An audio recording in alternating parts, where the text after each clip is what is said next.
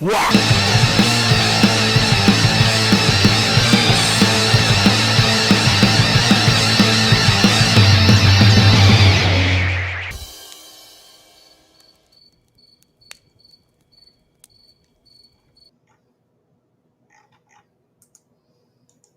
All right, here we are. Welcome back, everyone, to the second watch. Whoa, it's still going. No, it's not. Oh, I'm hearing it. But anyway, welcome everyone to the second watch. We are going to continue our conversation because we didn't finish it last week on modern campaigns. We got Brian to join us again, DM Cloaker. Welcome back, man. But before we get started, we have our usual news. The big thing that I actually there's a couple big things. The first one, because we've been following this, Shadow Dark hit 2 million. So those of you who back the physical stuff, yep. We're gonna get another book.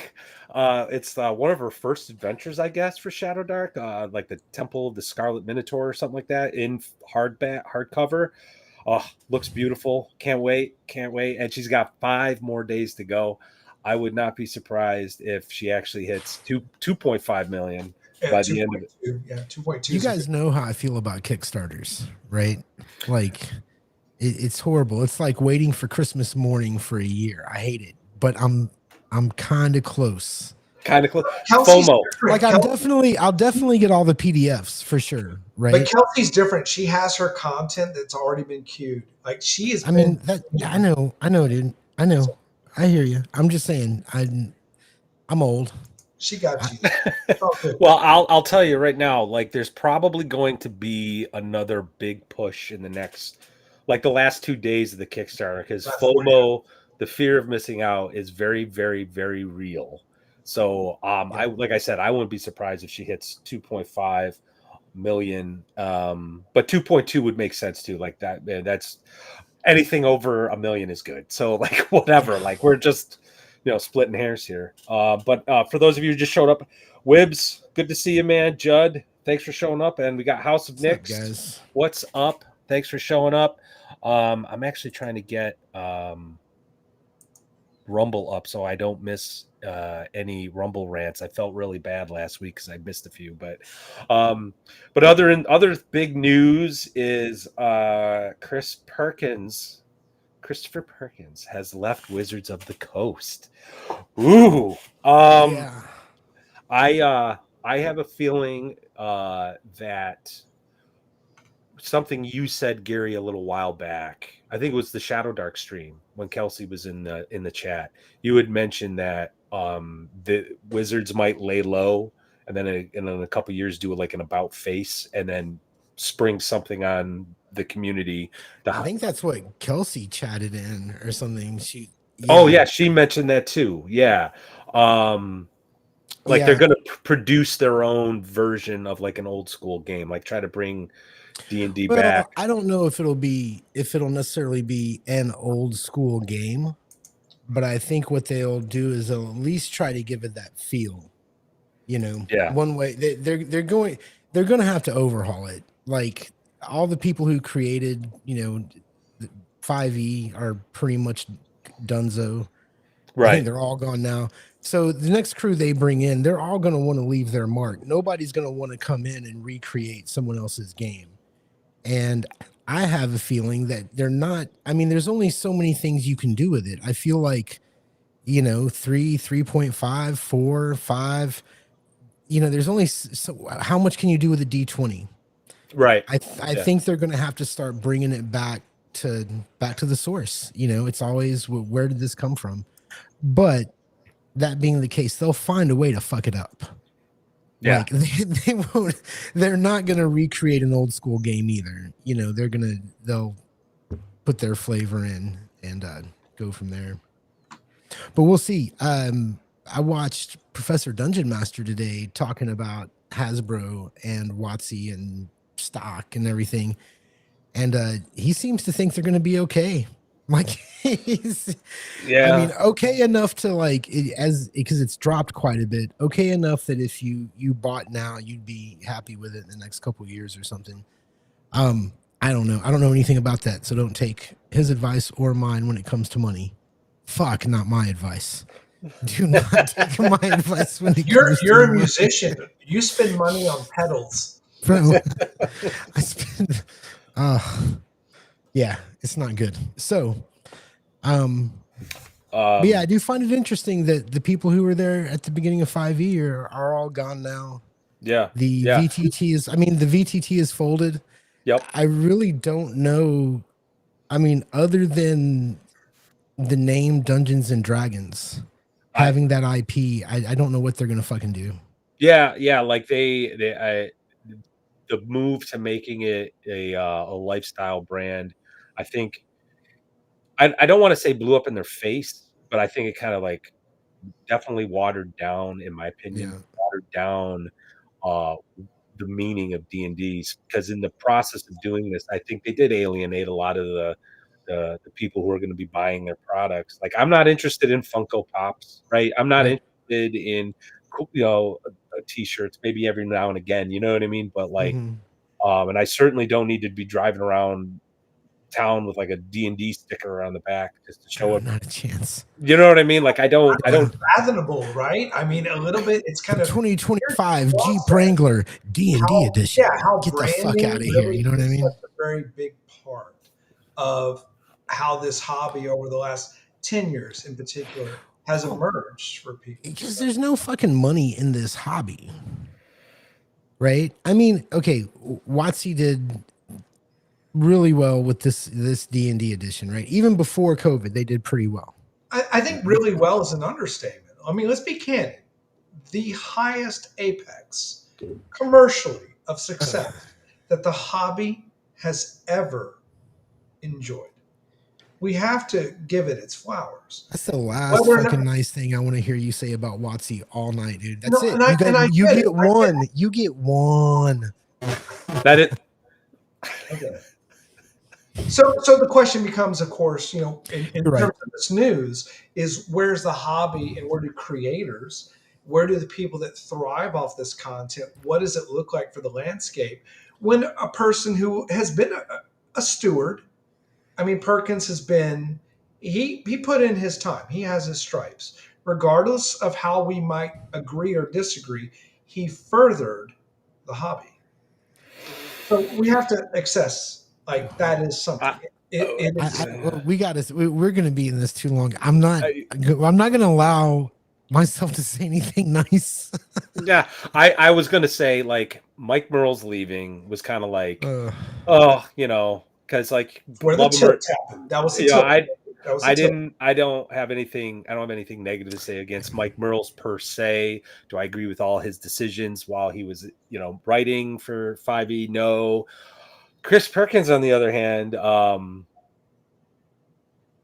well, my mother always said, if you got nothing nice to say, Look don't at say you. anything at Well, all. Look at you holding your tongue. listen. Here's the thing. Matthew. So here's the thing. Overall, what we're talking about is that the actual game of Dungeons and Dragons has no infrastructure at the moment. They have it's like a sail without a boat, with no map. Glorious There's anarchy, right? yeah, there's just Glorious nothing. anarchy. Who even fucking works there, right? I don't know. I'm sure they're good folks. I'm just saying, like, anything can happen. Anything could happen. But they're gonna double down on the new D&D. Oh, They are. they're gonna have to, because that's where they put all their eggs, in that basket, and they're kind of stuck with it. Just want to give a shout out to Ryan David, Nerd Cognito. They got the speakeasy tomorrow at 5:00. I will not be there because my mother-in-law is turning something. It's her birthday. We're gonna be celebrating it. But Ryan, thanks for stopping by, and I agree with you. He was there. Yeah. And that's all I can say. And actually, Brian, earlier when I started making fun of you, I'm sorry, you didn't make a good point. The game sold more than all the others, and it got out there and more people played, and I think overall it was good for the hobby. But I think there was a lot of damage done as well. You know, I mean, if you look at just the game, it's taught people. I mean, it hasn't taught people how to play Dungeons and Dragons. I don't really know what they're playing. And then you look That's at true. like every chance they get, you know, outside of the game, every chance they get to interface with the public, you know, they fuck it up. They screw the You, picture. you know, so it's yeah. I mean, look, the people that work there probably really care about this game, and they probably really care about role playing. And I don't want to talk shit. I've never met them. I don't know them. But fuck, man. Like, I can't point to anybody and say, good job, bro. Y'all really nailed it. Yeah. You know, Yeah. you have the, anyway, I'm stuck. Okay. Woo. What else are we talking about tonight, All right. Matt? All right. Well, I have a few more news items that I wanted to bring Sure. up, and then, you know, the WotC stuff. So the one thing is, so the Red Room are friends of the channel, and I love the Red Room. And they are doing, they're 3 years in business. They're doing a 30% off sale. I just wanted to do a shout out. And if you're thinking about spending money, look at me. I'm about to shill. If you're thinking about spending money, they're for 30% off. You can get this. This Ooh, is finally done. Yes, the print PDF is at the Red Room store. You can also find it at Giant Slayer Games. I am waiting on the proof copies. Did you use like a I've done something. Sorry. yeah, everyone cheer. Yay. But yeah, I'm waiting on the proof copies, but you'll be able to get physical copies from Lulu. I'll let everyone know about that. $9.99 before the discount at Red Room. Speaking of other things at the Red Room that would be on discount, Whoa. this is Look at that. my wretched Agents of Wretch supplement. It's like $3.50 normally, so you'll save like 90 cents or $1 or something. And then this one is for your pulp 1920s adventures with like Wretched Interbellum. That's like $5.99 PDF before the discount. So check it out. Check out some of their other stuff. Would really appreciate it. They're a good company, and yeah, want to see them succeed. So there's that. And just some stuff about the Discord server. Legacy Game Mastering, aka Magneto, is putting together a one shot for probably at the end of April for the it's called Alternity. It's an old sci-fi game from, I believe it was TSR. So we're that's game going to be happening soon, and I know I'm still looking for people who may be interested in playtesting Travis Fauber's jousting rules. So if you're on the server and you're interested, please let me know. I actually put up some potential prizes for my bookshelf. So anyway, but that's it for the news. Gary, I think we're going to get back to talking about modern games. All right. Modern games. So we spent one thing I most completely forgot, Judd. Go Thank ahead. you so much. I'll be at VentureCon because I haven't missed one. And this year he actually has Sandy Peterson of Call of Cthulhu going to be there as a special guest. Looking forward to that. So if you're going to VentureCon, you should go if you have, you know. But thanks, Judd, for the reminder. All right. Yep. Good get, guys. All right, yeah. So last week we talked about role-playing games that take place in a modern setting. We really spent most of the evening trying to define what a modern setting was. So we're not going to go down that road. I do believe I won the argument, which means post-industrial age, magic, and/or high technology is kind of in the background, if they're at all. Anyway, cyberpunk is not modern role playing. So, but the point is tonight what we want to do is we would like to move the conversation forward and try to work out, and really it's a conversation between everybody here because we don't know what we're trying to do is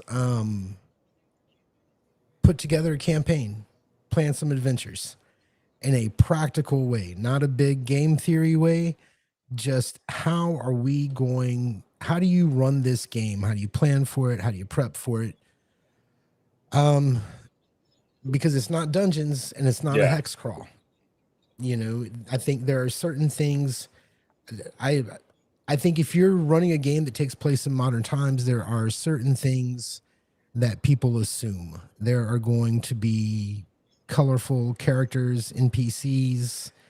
Um, there's going to be sort of over the top action style scenes if it's that kind of game, or I feel like it's going to fit some sort of movie Yeah. genre, really, is kind of sometimes Yeah. how it works.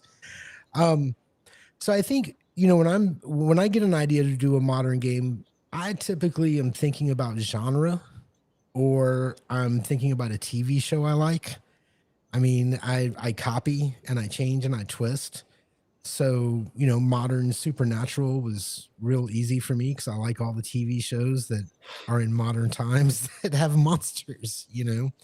That was easy enough. But where do you have it? Are either of you working on a modern game or have done a modern game Well, recently? I'm working on one because I want to run something modern. Um, and so I'm torn, and I unironically I'm torn between the two things we argued about last week. Is it something that's going to be mission based, and that's like so everyone's part of the same thing, or is it going to be something more open world? And and there's a stark difference between the two campaigns and the way I've been thinking about them. Um, so, but I'm the one I'm more interested in, mainly because it's going to pose a challenge for me, is the more open world one. Okay, can I offer real quick? I'm not disagreeing with you. I'm not saying you're wrong. Um, but I do think, if I'm being honest, that you can get that open world feel, but it might be a good idea while the players and their GMs get their footing. A lot of time, A little bit, yeah. am I We're getting hearing like some feedback? Is that what you're fuzzy. saying? I don't know. I don't know what it is. I don't It's know like coming and either. going. I mean, you're fine right now. All right. Um, so anyway, what we were talking about, if you start mission based, it can help you get things rolling. And remember, you don't have to plan the whole campaign as mission based or open. Players will hopefully tell you what they want to do, but giving them a focus those first couple sessions at least, I think is probably a good Yeah. idea. Brian, I don't want to leave you out here. But I wanted to just say this one thing. I sort of feel like you can still, like, a lot of what you would do with a typical sandbox for like a fantasy setting, you could still kind of do at least the first couple of sessions in a modern game. And it might actually be a good idea to do it too, so there's some familiarity for the players.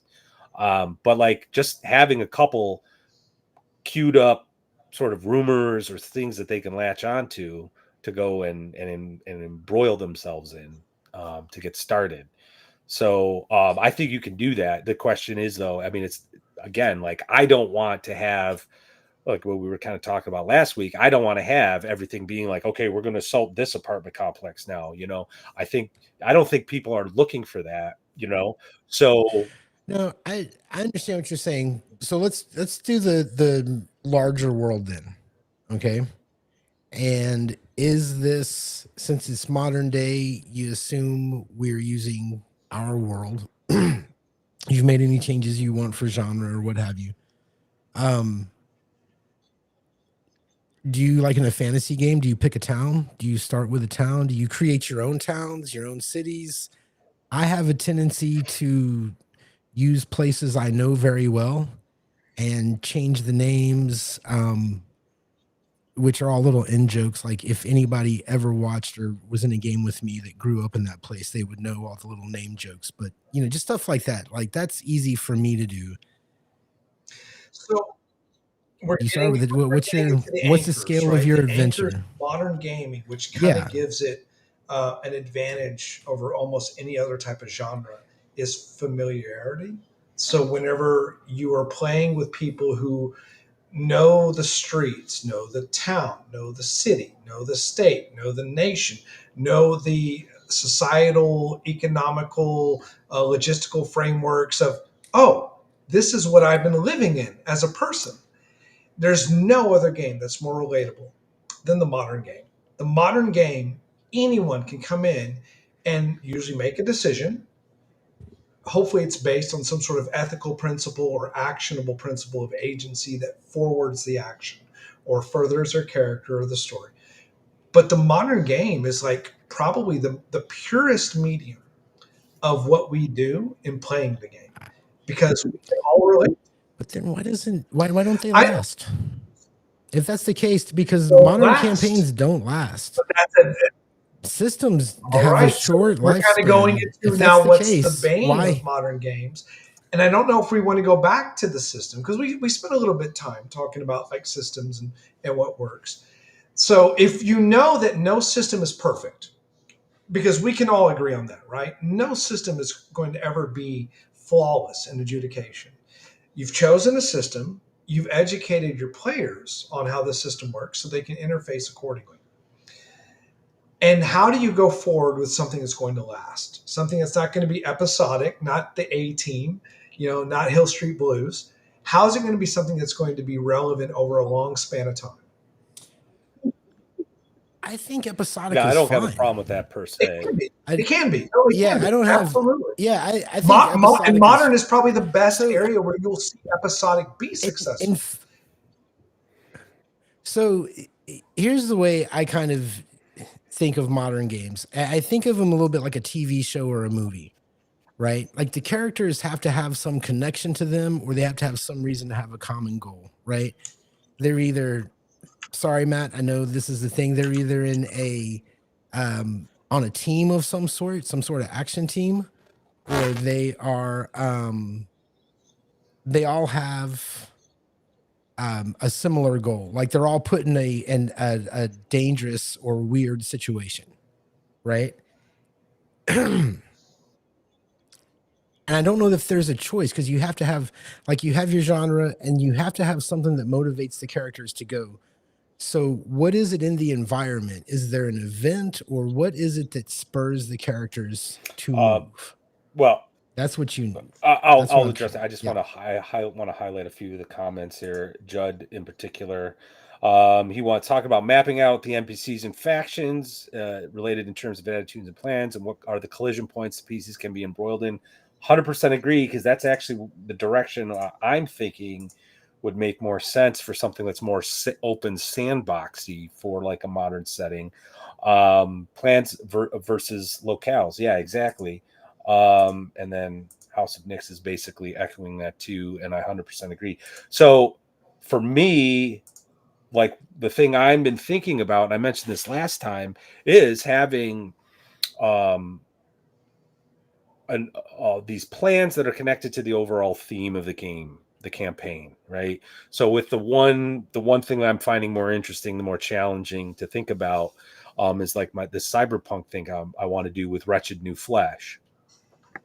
Instead of doing like the classic, you're going to be embroiled necessarily with the corporations vying for control over some technology or whatever, and there's like hacking into each other.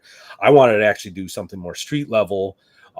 And where I'm thinking about starting off is like a location that everyone knows is struggling. So there's like just this base motivation of how do we survive? How do we make some quick cash?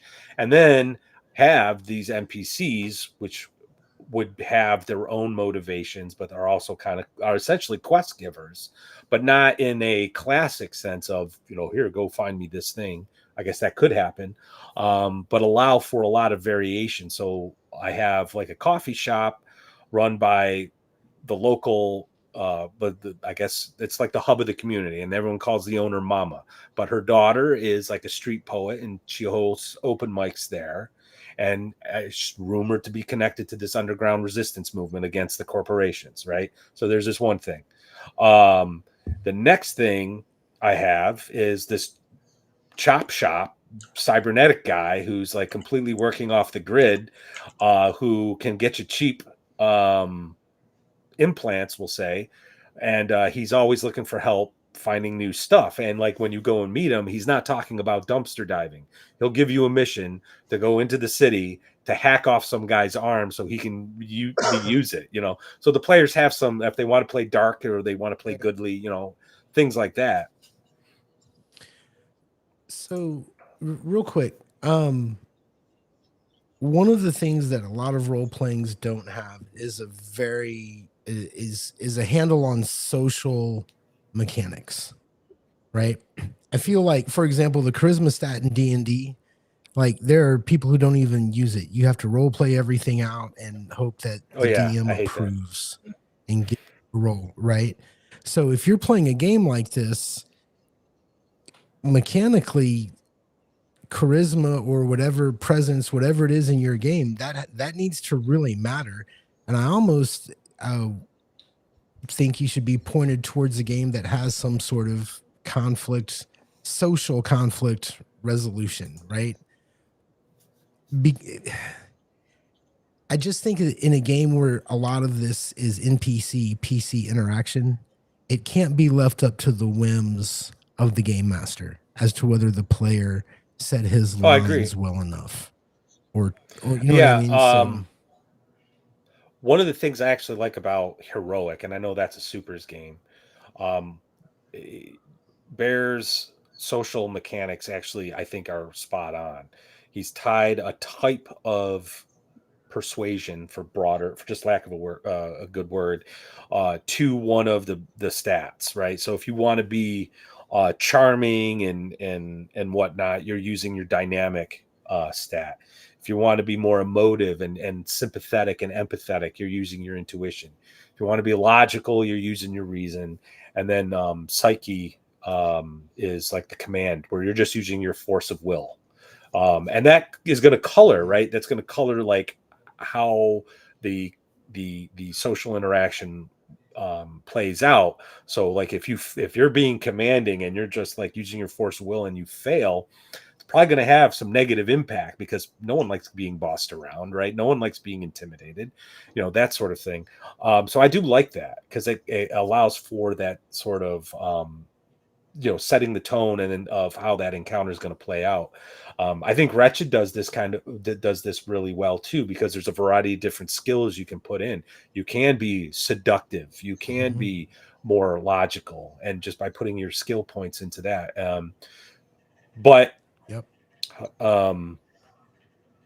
Whenever, and this goes with regardless of what kind of game you're playing, modern, fantasy, sci-fi, horror, investigative, whatever, any game master that calls for a role has to be prepared to accept the consequences of that role. So if you have like this grand plot that you want the players to do a certain thing, and then when it's time for that certain thing to happen and you call for a role and it doesn't go, it goes sideways because of that role, you know, say goodbye to your plot. You know what I mean? Yeah, well, I don't think you should have a plot. I think what kind of what you were talking about earlier was, and I kind of do this. I mean, Matt, what you're saying is, you know, I've done this kind of thing before, where you kind of give a reason. I think of it like pinball, right? You shoot the ball, you give the players a reason, and then all the NPCs and locations are kind of bumpers, right? And they're bouncing back and forth off these things, trying to figure out what's going on. And you know, I don't think it's hard to do it on paper, you know what I mean, and figure out where the players are. I mean, figure out where the NPCs are and their relationships to each other and all that. I think it's easy, and it is kind of fun, right, to put those things together. I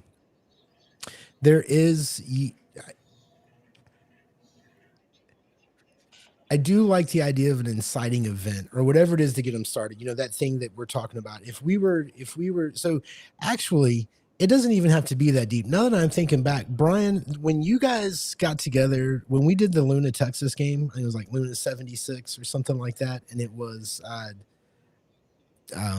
modern day supernatural.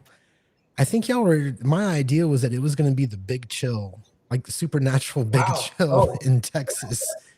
Because y'all came back. Well, you guys came back for a funeral, right? The idea was that your character had never left, and everybody else was coming back for a funeral for somebody who had died, and that's just how I was trying. How do I get these guys together? How do I get them to move? And that's interesting, So- right? Because what we try to put forth as game masters versus what we as players sometimes might receive, or our players might receive, like it can be two totally different Yeah. messages, and both can still be entertaining, by the way.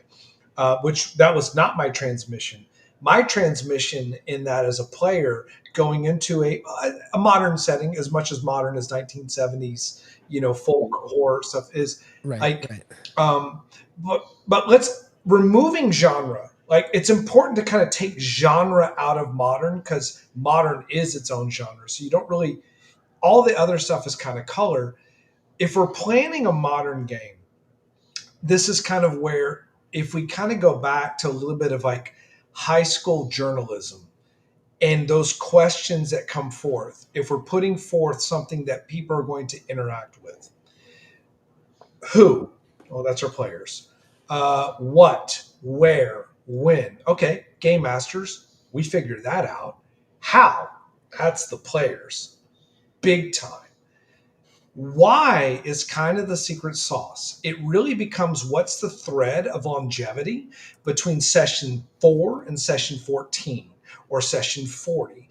If you have purpose and you're able to construct that and have it grounded in something that not just the players, but the characters have got skin in the game, then you've got something that you can work from that won't run dry when your theme runs out. Because themes, we know themes, we Right. know all these genres. Modern is the most familiar genre that any one of us that plays these games is familiar with. So we're going to see repetition. We're going to see cyclical behaviors as players and game masters. We're going to see a bit of redundancy. So we want to get past that by session 4 or 5 and break new ground. If you want to break new ground, it has to be rooted. And I want to say Honix, and I'm so sorry, by the way, that's like the worst way to abbreviate your name. Focus on the people, not the locations. Locations are the setting. That's right, the foundation, right? The glue might be the cause, and Gary, you're right. We might want to have an inciting incident or event that brings these disparate entities together. But if we really can pull some threads of character DNA, you're going to have something that's going to go past 5 or 6 sessions when your theme runs dry. I wanted to. Do you? Okay, ahead, well, Matt, I sorry. wanted to, because we're talking about that inciting event, and that probably would be like the easiest thing to do, right? Just whatever it is that's related to the theme to get the players started off. Necessary. Well, that's the question I'm about to ask. What if you had like a group of players that are dedicated, they're really into it, and they each have they come to you, and this is sort of like the unicorn, right? They come to you and they're like, hey, Right. I have this character, this is his motivation, this is his goal, this is what I would like to work towards in this campaign. Can you start the game off without an inciting event if players are doing that? People are the impetus. That's the call to actions. They're going to give us the fuel to go ahead and create an inciting incident that might not be the one that we originally formulated. And all of a sudden, now they got poker chips on the table as players. You got something to run with. You can bring your inciting incident still in. It might be session 6, it might be session 9, but you can really pull that in. What I'm getting at is, what if I just don't have an inciting event? I'm just like, okay, guys, you got and we're going to start off. And what are you going to work with? This is like where are you going to start with? Like, what? I'm OSR, dude. I got tables to roll on. Well, hang on. Tables, right? Hang on. Randomness. The world is random. So, yeah. We were talking about doing a drinking game for every time Gary gets frustrated. Look, if Gary doesn't get frustrated at least 10 times a straight, we're not doing our job, man. Oh, fucking Brian, I swear to God. All right. So I started drinking at 4 p.m. Disclaimer. I was gonna say, well, no, here's the thing. This is what I'm thinking. I understand what Matt's saying. He wants like an open-ended game. But I think at that point, your game becomes a little different, and then I feel like every player has to have that motivation. Right? That it has to have a motivation at least. Like, I didn't say anything was wrong with it, Brian. What? No, I was just asking the question. Like, if you're saying every player has to have a motivation.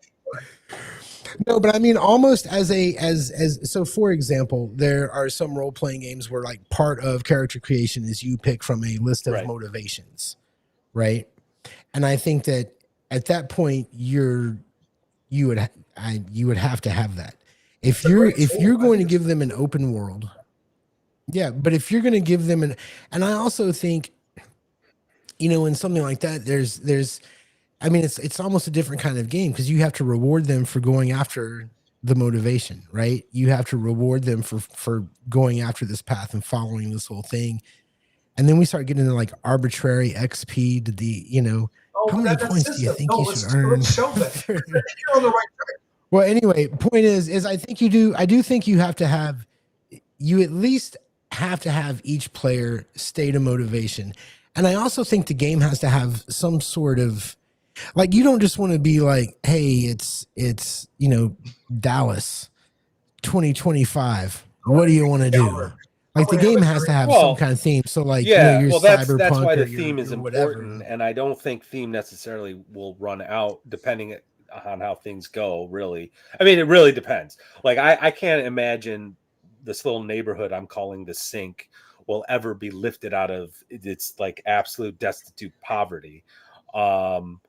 But hey, it could happen if the players, like, maybe they become corporate whatever and they are a good guy corporate dudes. I don't know, anything could happen, but that like level of poverty and that level of desperation and the need to hustle and make money, to go back to something that House of Nick said earlier about the gig economy that cyberpunk allows, like that can really you can create even if the players don't have interacting motivations where they're working together immediately out the door. I think as they are interacting with NPCs and NPCs plans are moving forward, there's going to eventually be a forced to work together as these interweaving plans and whatnot start to intersect. So you don't think, like, say you have a party of 5 players, right? You don't think that their motivations would eventually kind of split? Oh, I think it could. Somewhat? I think it totally could. I just think, but I think what you would want to do when you're setting up your NPCs is to make sure that you have a clear idea of what their plans are. So even if the players aren't interacting with them, something's happening with them. So let's say I just, obviously I have more than 2 NPCs ideas, but let's just stick with those with my example. Right. And let's say I have players who want to be murder hobos, and they're like, yeah, we're going to be part of this biker gang, and we're going to go into the city to the rich neighborhoods, find the rich guys with the cybernetic implants, and we're just going to hack off their limbs, take their freaking cybernetic eyes, and bring it back to the chop shop guy, and that's how we're going to make our money. Cool. Well, guess what? The underground, the rebellious underground, is going to still be moving, and they're eventually going to intersect. Now, whether or not they end up being allies or not is a question, because maybe the chop shop guy, I mean, he just wants to make money, you know, and he's willing to sell his cybernetic implants to the rebellion, the revolutionaries, maybe, you know what I mean? So eventually that. Right. Yep. Nope. I got you. So let's say, what we do agree upon is that there is a landscape filled with NPCs and locations, although those locations are usually connected to an NPC, upon which we are going to bounce our players. So I guess the next thing is what do you need? When we're talking about NPCs, there are certain NPCs that you know, there's quest givers, of course, but you know, they serve different functions. How deep do you go into these NPCs? How much do you create? How much? Because if it's a game, it's a social game, right? Like, how far do you go? That's a great question, and one I didn't even think about, but I think I have an answer to it, because this is something I just do instinctively, and I've started noticing it when in some of my games where I see players all of a sudden like gravitate towards like this random NPC that I talked about. And I'm like, maybe I got to stop doing that, because that NPC was just random. Like, I didn't, you know, I just came off the top of my head because I wanted to add flavor. to like the scene, to the world. So it's just like this random, like I might say something like, yeah, you walk into the camp and you're on your way to see the captain, and you're passing by tents and you see the camp guys hanging out by the fire, and they're cooking their stew and they look downtrodden, whatever, and you see one guy urinating next to a tent, and he and his buddies get mad at him, or his buddies get mad at him because he's pissing too close to the tent, and like they start arguing. I just said that just to make like, hey, this is a living world, right? Like these are real people that are in like this battle situation, and they're, they don't want anyone urinating near their food. My players are going to want to interact with that all of a sudden because I brought attention to it. Yeah, you did. Yeah. So I'm thinking to myself, maybe I should not go into that much detail. But in a modern setting, I think you do, because there's all this hustle and bustle going on in your cities. So I don't really have a good answer, I guess. Yeah, That's kind of. Well, as you were saying that, what I imagined is I would think for each location, what you would do is write out sort of a general overview. You know what I mean? Just to give people an image of it, kind of like the text you have in a dungeon, right? You walk whatever, do something like that, and then you're gonna have random encounters, right? Yeah. I mean, if we're doing it, Oh this yeah, way, I don't mind. Like way. walk into. So you have random encounters, and the dude pissing on somebody's food or pissing by somebody's tent. That's just something you might see there, All right. I'm gonna make a confession, and I hope everybody takes it to heart. When you do something like this, which I've done recently, I have so many NPCs I forget names. Like I have more of an image of them and I know what they want, but I will forget their names. I will forget the last time they were seen. There's a lot of moving pieces, right? I think it's best if you keep it limited to exactly what you need when you need it. Yes, and I think what we're kind of circling, and this is sort of how I'm thinking about planning my own little cyberpunk thing. Instead of home base, rumors of dungeons to explore, it's your home base and these people you can talk to, and they kind of like substitute. So like you would in a typical sandbox, you just have a couple dungeons, and then as they get higher in levels, they have a few more and a few more. I think if you layered it, the number of NPCs, certainly have some ideas so you can drop them in. I think that's a good idea, but again, I think you then run into another problem though, and that's the verisimilitude. Like there's a lot of people, and those NPCs are going to have interconnections with other people. So how much detail those NPCs get, I think it's going to be, it's an interesting question. Yeah.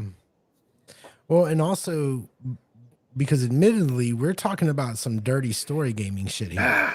Yeah. Right? Well, like, I mean, it feels like it, dude. It feels like it. You're talking about NPCs and shit. We got to know about them and what they want, and yada yada, and social mechanics. I've said this, and it's made me, somewhat controversial, I guess, in the OSR. I got nothing against story games so long as they're done right.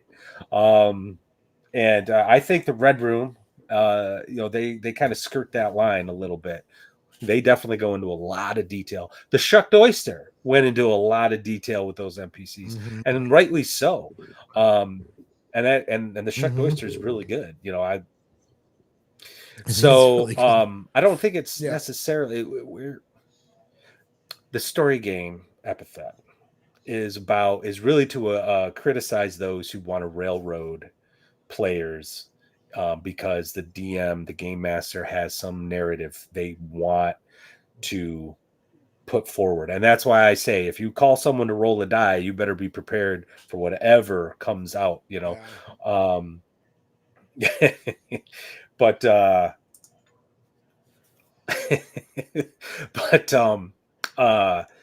don't think it's a problem. But at the same time, I think it is something that, how do I want to put this? I'm going to say I think it might actually be necessary to dive into things like that because of the nature of how the missions, the adventures are going to play out. A ruined keep on the borderlands in the middle of the forest will have a history, as much history as you want to give it, but it's static. It's like, what is that keep? Oh, the old baron, he went nuts and killed his wife, and now it's haunted. The end. Let's go explore it, right? Oh, there's a street poet that might have connections with the underground. Like, what are her motivations? What's her, why is she doing this? And as the adventure progresses and things happen, she's going to change. Her motivations are going to change. Things like that. They're way more dynamic, and you have and thus you're going to have that kind of, dare I say it, story gamey feel. But I think if you stay true to the social mechanics that the game system you've chosen has provided you, and you're like, oh, she just, this revolutionary that I'm talking about, she's decided she doesn't like you for whatever, because of a bad role, then that's it. You know what I mean? So I don't think it'll be that much of a problem. Or railroady. Speaking of NPCs, one other thing that's always kind of gotten me about modern gaming is that, traditionally, in the fantasy role-playing games we play, everybody's a dirty beggar at the beginning, right? You come from nothing and you kill your way to the top, or what have you. Modern games can't work like that and feel real. The players have to come from somewhere. They can't all be from the fucking bottom. There's a certain that's just not the way the world works. It's not the way modern society works, and it only allows you to interact with one part of Not that necessarily. world, right? I mean, okay. Look, like, I'm thinking about, I mean, this is more of a supers game, but the next stage, the sequel to the row is going to be yet to be determined. Supers game that I run that is going to take place in World War II. You're all soldiers. You got nothing but what's in your pack. Yeah. You're all poor. So I don't think it's. But if you're playing like in a city, Everyone's starting in the sink. You're all dirt poor. Sucks. See, but then I don't know. I don't think. See that I hate that. That fucking bothers the shit out of me, dude. How are you gonna have Princess Leia?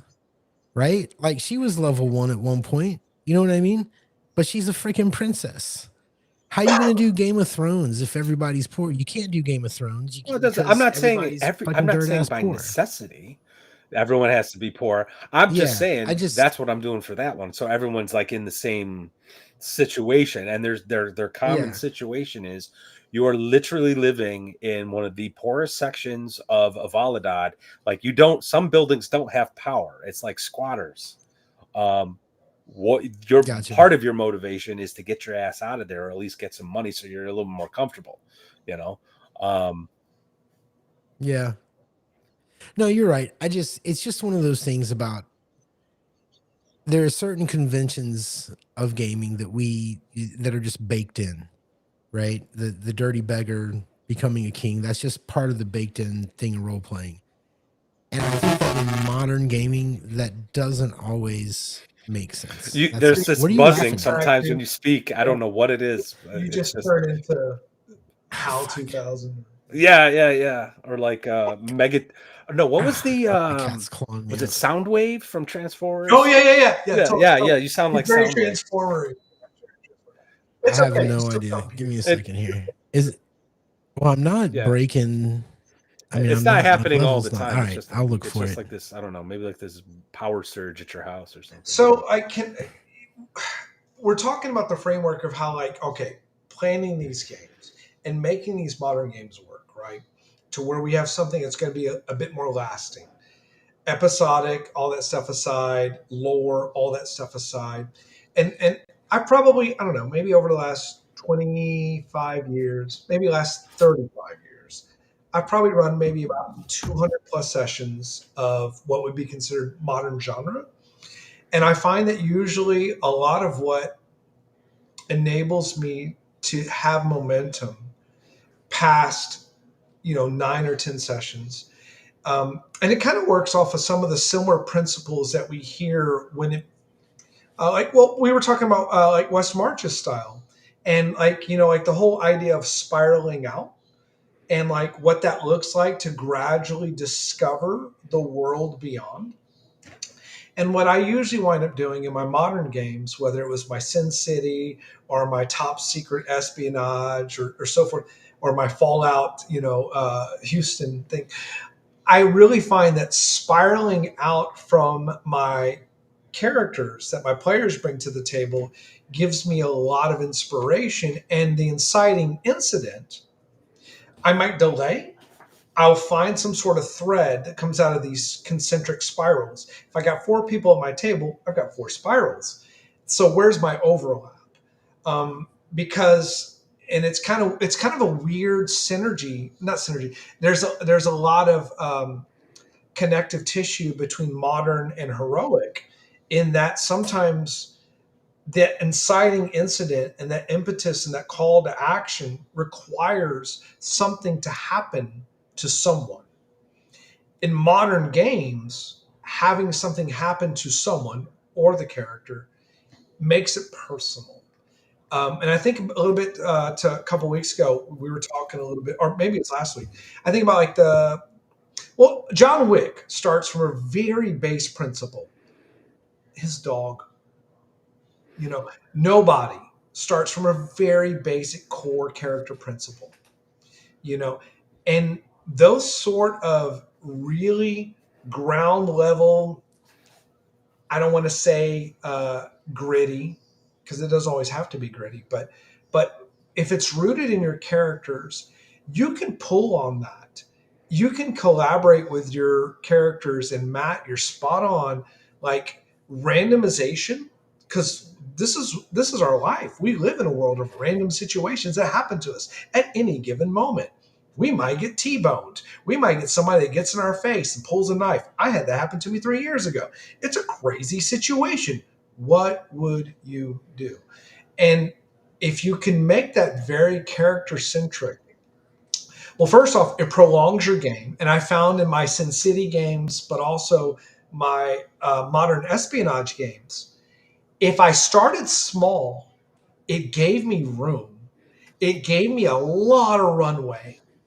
And so by the time you hit into your 20s of the session, not your age, although I was doing it in my 20s, but if you hit like session 25 or 30 and you start forgetting how many sessions you've played, it's because you've given yourself runway in planning by starting small and spiraling outward. Yeah, it's almost as if and I've certainly have been victim of this, because I like to think big. And actually that's how Lamentations of Elemental Evil started. I was like, it's just gonna be a dungeon crawl. And then I'm like, I want to do a sandbox. You know what I mean?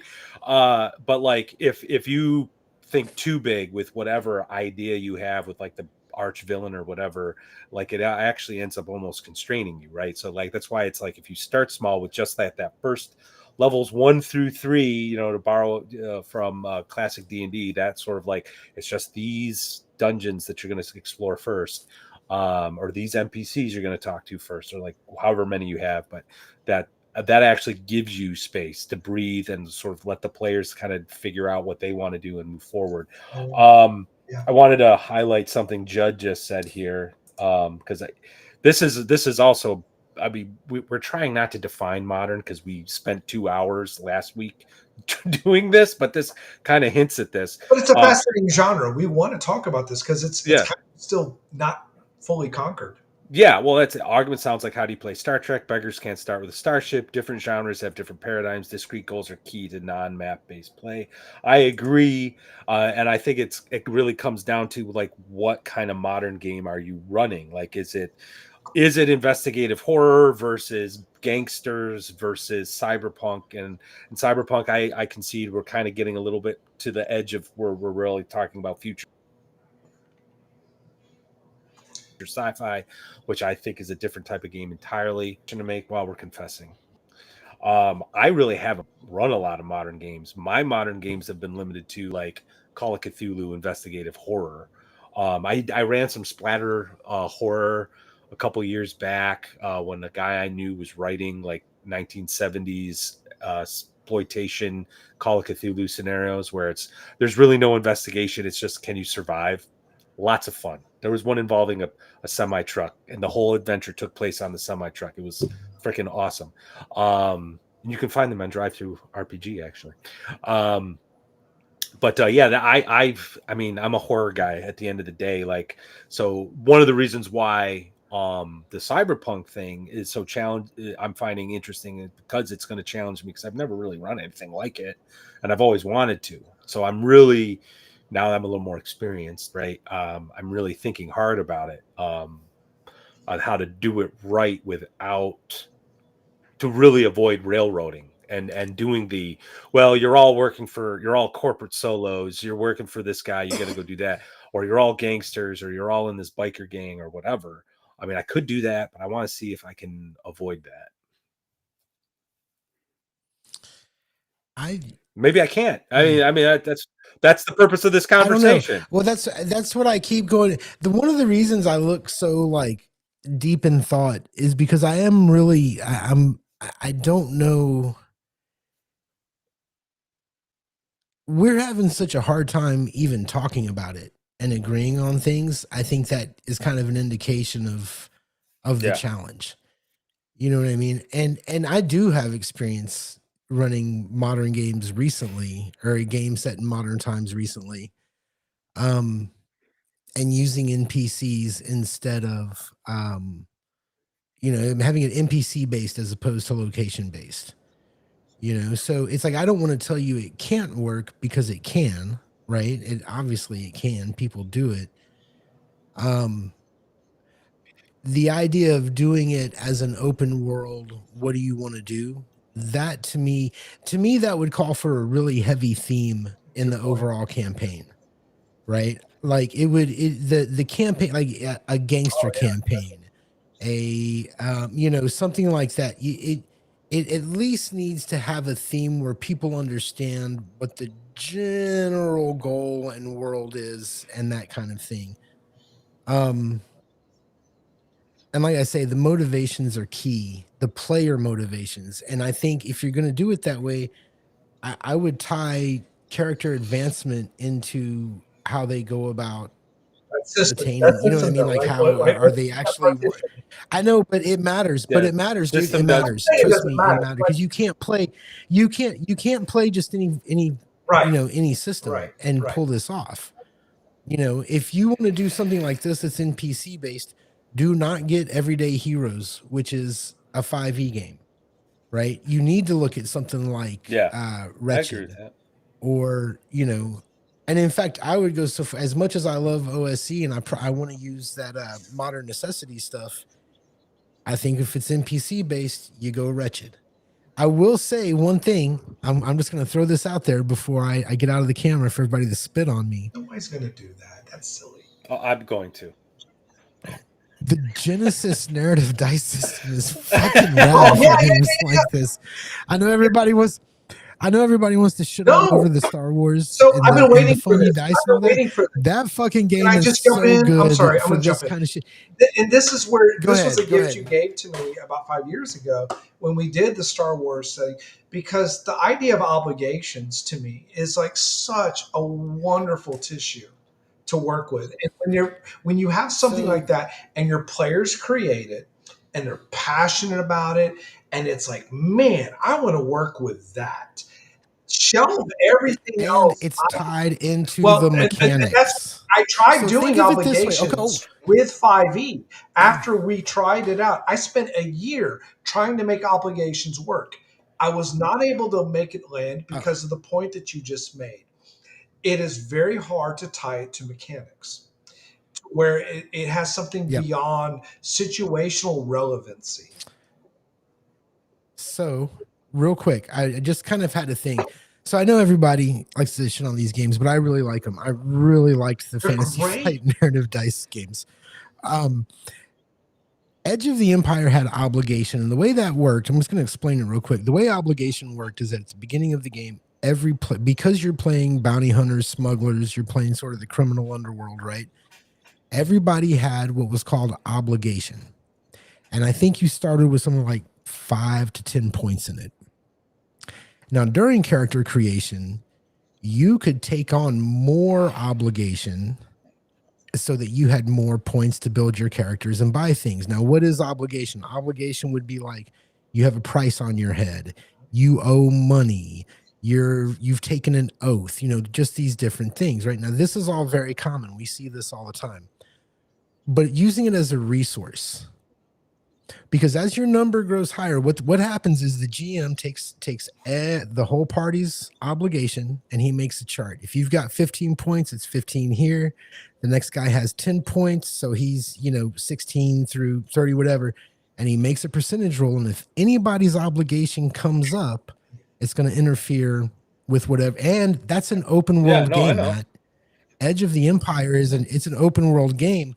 So you have your bad guys ready. And even if you don't have bad guys ready, it stresses everyone out. Right? It's still again the fuck. If we could get you to time it where you can go say something to the effect of Autobots inferior Decepticon. Yeah, Autobots, Decepticon. Did I do it just then? No. Did it work? No. Hey, is he doing it now? No. Motherfucker. What does he say? Like I cannot remember. Anyway. No, I played that. I was in that but the counterpoint of that, Matt, is duty.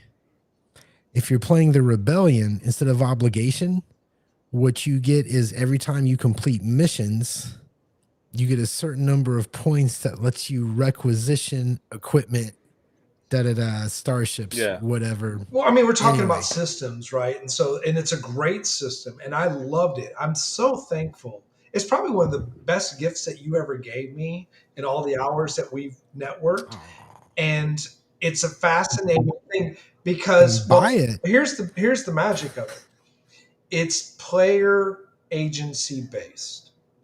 And when you have something that the players have a chance to make a determinate decision on, and they pull the cord. And then it leans into the stuff like Maddie, random tables, like that's in your wheelhouse. And we find this wonderful synergy. So if we're planning these modern games, what I hear you both saying, we want some element of the world happens, whatever that looks like, whatever the system looks like. We want that to happen, right? And then at the same point, we also want our characters to have skin in the game. We want them to have stakes. And how do we connect that? And then we also need an overarching theme. So we're getting some framework here. We're getting something that's a scaffold for us to work from. Again, system agnostic, all right? But we have at least a litmus for us to measure. And there's a lot of pressure, and it was in the chats earlier, because everyone is so able to freely access modern knowledge.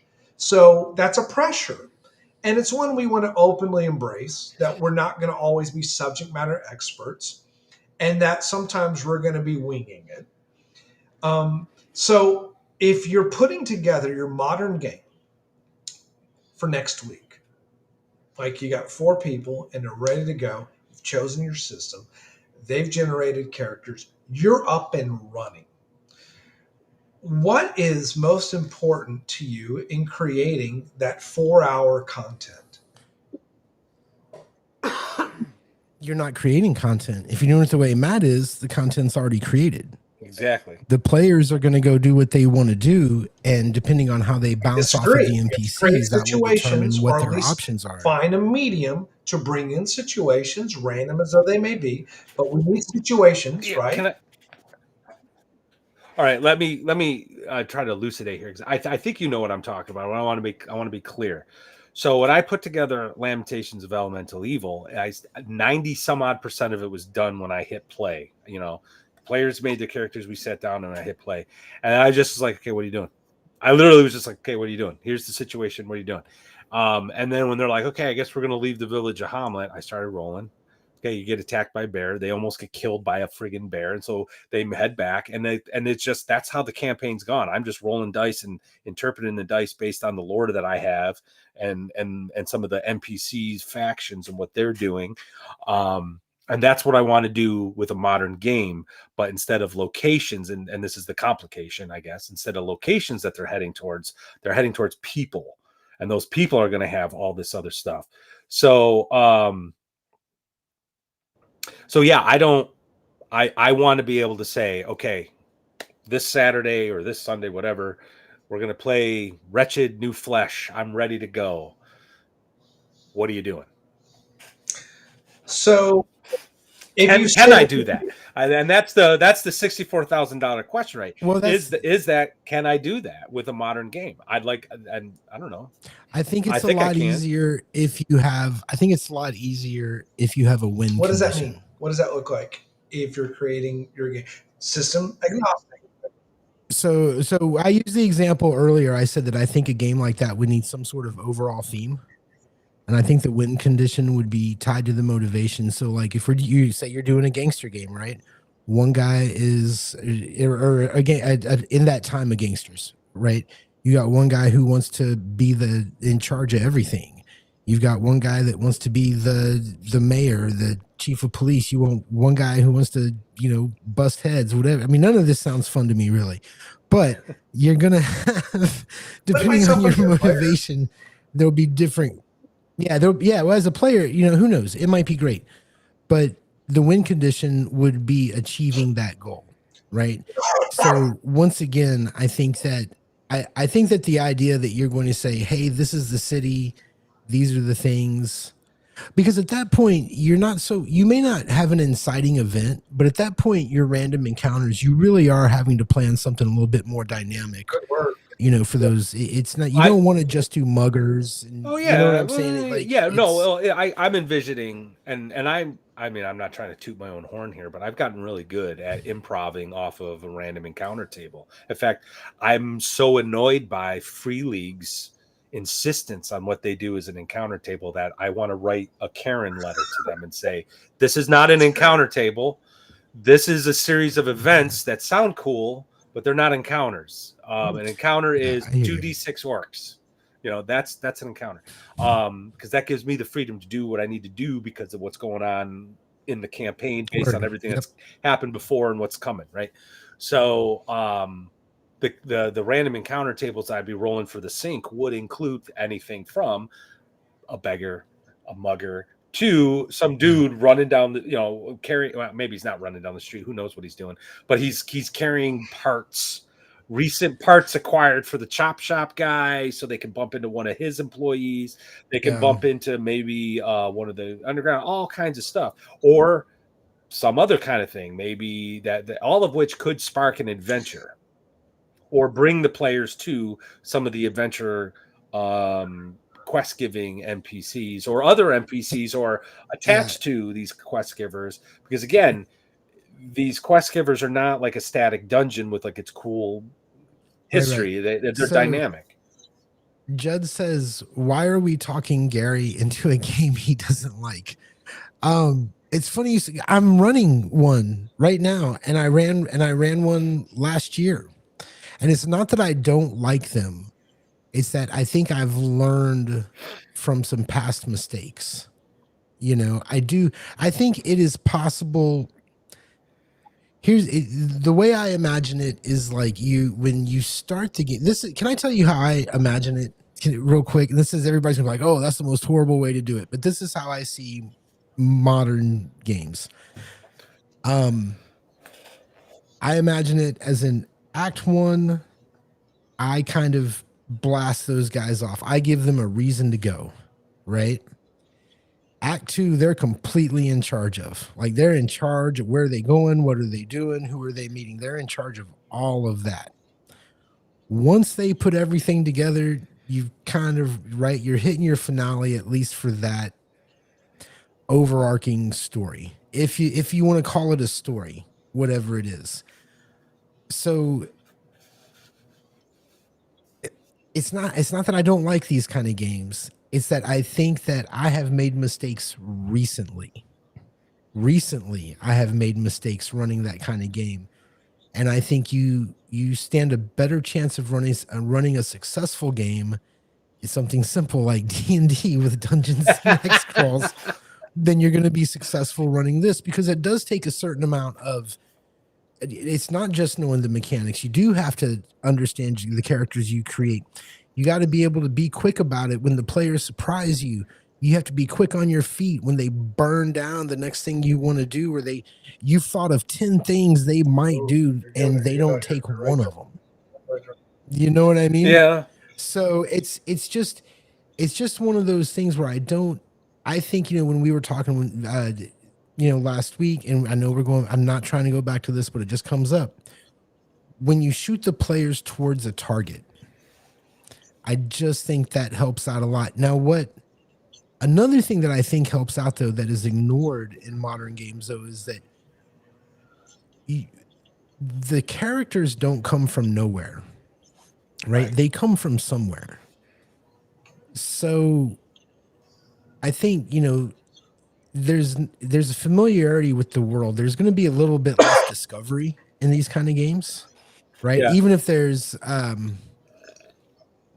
is learning by shutting everyone's advice down. That's fucking cool, dude. I know, Judd. What the fuck did I do to you, man? Jesus Christ, bro. And I'm not shutting him down, but I've tried some of those things. And Matt's not giving me advice. He's telling me what he thinks will happen.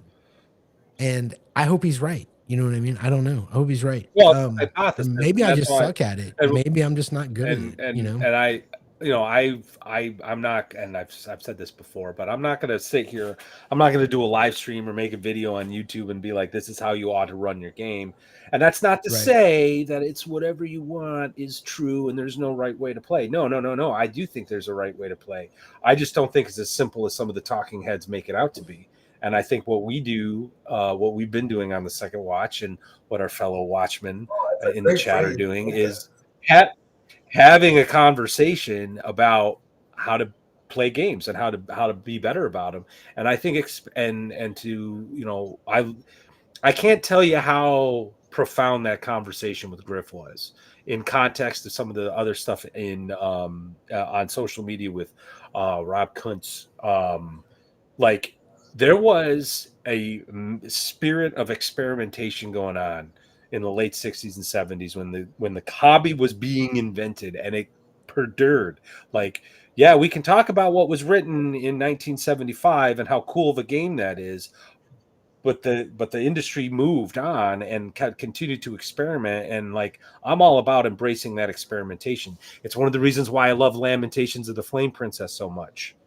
James Raggi is all about that. He also wants to have some fun and be gross sometimes, But I mean, and so that's why I'm looking at it. I'm like, I want to try and see if this works. I want to, instead of having a hex map with all these dungeons, I want to have a hex map with all these NPCs. And we're getting there. Going to something you said last week made me think of something called the hex flower. Do you know what that is? Bring it. No. In fact, I saw you mentioned it, and then a couple days ago, because YouTube spies on us. No. I saw that. This algorithm random this random Bandits Keep video came on, and he was doing something called a hex flower, but it was more location based. That's funny. So, that's funny. Okay, yeah. Well, so I wonder if these are the same ideas. I'm going to have to read that watch that. I don't think it's a new video. I think it was an old video. And YouTube was spying on us. I know YouTube. It's AI, dude. It's Skynet. Don't get me started, bro. Okay, here, let me share a screen here, so you can show. You see how I did that? I was prepared for this because I wanted to talk about hex flowers. I love the hex flowers. Okay, so what you see before you is a hex flower. I can't remember the guy who came up with this idea. It's an older idea, but if you go to DriveThruRPG and just type in hex flower, I'm sure he will come up. I think he's from England. But this is the hex flower I use in Lamentations of Elemental Evil when I'm rolling for random weather. This is a random chart, a random table that has memory. So if you see up in the corner the 2d6 and with the arrows, you start in the middle, you roll your 2d6, and then you move in that direction. And that's the weather for the day. And then it stays there until you roll again, and it just moves around this little map. This guy predominantly uses it for weather, and I think it's brilliant. But he's also used it for random random terrain generation. So if you're just going to do a no prep, hey, let's see what the world looks like, it'll have memory. So instead of storm clouds, you might have mountains and, you know, trees and stuff, and so it'll have memory. You might have the occasional lonely mountain popping out of the trees, you know, but for the most part it'll help you make sense. He's also used it for random encounters.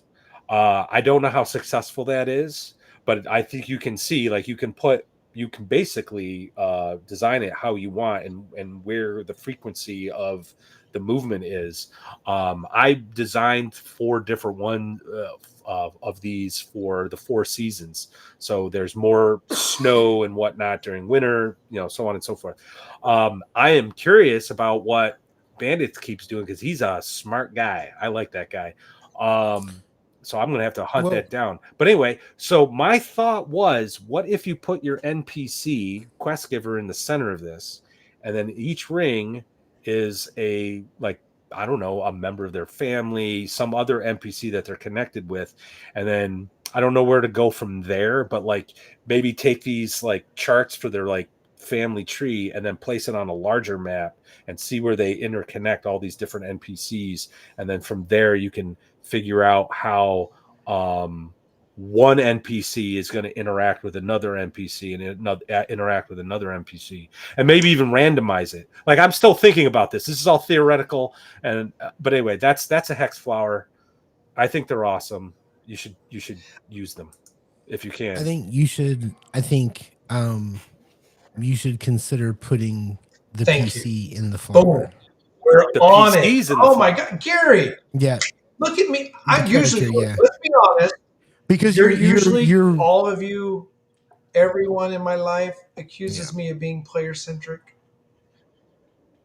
Right? Right? And you did it. You just did the thing. Yeah. You just did the Well, player centric. the Is at reason the center of the I thing. say that the reason I say that is because if you want the players to be like in the world and a part of this moving machine that you're putting together, then you have to include them in the machine that you're putting. Yeah. You know what I mean? They have to be a By the factor. way, this and it's funny whenever you put that up for a moment, Matthew, and I was like kind of processing it, because I think about the stuff that I would do with Sin City, because Sin City was a setting. I ran 30 sessions, 30, 35 sessions probably, and so forth. And that's a thing where things happen to people. And I created random encounter table by character. And it really was fun. It was like super fun. So instead of me creating something for my world per se, I went and I broke down each of these characters that my players brought into the world fiction. And I'm like, oh man, they're giving me something kind of cool. So let me do, and it wasn't like sophisticated. It's like 1d6. It was a 1d6, like random encounters by player. And then I look at something like this hex map deal, and Gary just like completely strikes gold with, like, I'm like, man, I just want to put every character in that. But more importantly, I want to see where that sort of actionable agency and choice overlaps with other PCs. Like, now we're talking like something that's like it's like a web of what your players are bringing to the table. And you've got something as a GM that all of us can, in the moment, come up with something that's going to be relevant and draw. Probably, maybe if we're lucky, we draw 2 or 3. You know, but you might draw 1 or 2. If you get to that third person in the party, then you're really striking. Well, what you could do is, if you wanted, I mean, you'd have to figure out a more comprehensive mechanic, and it ties into something Judd just put here. That's why I'm putting it up again, because it's a really good idea. Thank you, Judge, by the way. He's saying a hex flower of a faction success at business with hexes where they run afoul of another faction. So you have your faction in the center, right? And then not every hex might be filled, but you have stuff that could be happening. So like maybe once a game week or once a game month, however the frequency is, you roll and see if something happens with that faction. And this might actually be a great way to manage your timelines with factions and NPCs, because maybe instead of having the hex moves, the arrow moves into something bad happens with that faction or that NPCs, which could then generate an adventure or an encounter with the players as they're looking for help, right? Or something successful happens, and then you look at their motivations and whatever. It's like, oh, this bad guy was successful at something. What is it, right? And then you look and check and see, and then go from there. And that way, you keep this like organic thing happening, and then like I said, it has memory. So yeah, maybe they were successful in some heist, right? If it's a bad guy faction, and then the next day they get assassinated by another rival faction or something. Like, you could use something. It's You a see what great I'm saying? technique. So It's it helps something you. that's a resource. It's something that's easily put into play, regardless of system. And any GM at the table trying to do something modern, they can run with this. Uh, did Gary Yeah, turn into Judd, a? Did he that was turn a into a? no. He'll be back. He'll be back. Yeah, Judd, that's actually a really great idea. Like this, I had like this fever dream earlier this week, and I'm like, oh, hex flowers. This might be my solution to the NPC thing. Now, if I can figure out how to make it work, and there it is. It's not necessarily NPCs, the quest giving NPC and their connection to other NPC, though that could be something in a hex. It's just stuff that will happen to that NPC or that faction that can drive adventure seeds, and it's all organic, and you could like, what I want to do is just show up to the game, pull out my favorite thing in the world, random encounter tables, all my random tables, and be like, so what do you guys want to do? Oh, you're gonna go talk to Rosie? Roll on chart. Oh yeah, she's doing good today. That kind of thing. Oh, she's actually got a really bad thing going on, or I whatever. mean, this is where we actually, to some degree, we lose that sense or that place at the table where it feels like there's this superiority dynamic between GM and player. And it's so wonderful because it becomes like this equalizer. And it's like, I'm in it with you. I'm in it with all you guys, man. We're Yeah. in it to win it. And with modern, it's easier. It's a shame that modern hasn't really found its footing as a continuous medium for us to have a lasting game state beyond like niche things like paranoia and crazy silliness and shit. But whenever you're able to like create something that is that feels relatively realistic to some degree. Sure, you might have some like over the top hijinks, but it's also something that's emergent. And the games that are modern games, if you go into the master plot line from the beginning, like it's just it's fool's errand. Like so much Yeah. easier Yeah. once you're like you've Well, got a few sessions, you got some reps under your belt with your players, and then you bring in something that's been the thing you've been working on. That's the thing that you want it to really be about. Just have patience. Wait until session 12. I promise you're going to be all right. right. Which, by the way, it's so much easier to improv and to be able to shoot from the hip and work with your players at the table at system regardless, lower levels. And then you've got that ace in the hole, the big deal, like whatever it is, you can bring it in. You don't have to start your game with that. Modern games are Yeah. about the unfolding intrigue of the world, the sense of discovery, who's involved and why, and that sense of that fucking Illuminati of things. Right. Well, what you just said there too, because Gary was like, well, modern games aren't about exploration, but they're not about exploration in the classic Yeah, sense, because the sure. classic sense of exploration was what's in the dark forest, what's in Yeah, that yeah. keep. The exploration in a modern game is what's this person's motivation, what is their end game, what's their angle, how can we use them to benefit us. So like there is still that exploration, but Gary, when we were talking about the West Marches game, you kept hitting this one phrase: you got to change your perspective. I sort of feel Yes, like absolutely. that's what this is too. Like you got to kind of change your perspective. Like you got to Well, be into engaging with NPCs, and going to the row is an example. I'm having fun. I'm having a blast. And last session was right, great, right. but I think the problem with that campaign, and it's not really a problem, but one of the we'll say difficulties is you have a lot of OSR players who are like, let's go to the dungeon. We're going to go to this place and see what's there, when we should have been. Except I told everybody there was a fucking dungeon. I'm like, for session 1, Yeah. I gave them a dungeon. Anyway, sorry. Yeah. And when we should have been, hey, let's go talk to these people to clean up the row and figure things out. So that's actually also on us. So any difficulties you're having is also on us. But I do think that change of perspective for that. But to go back to something you said, Brian, too, I don't have, and this is another thing that gets me in a lot of trouble, because I don't have a problem with railroads.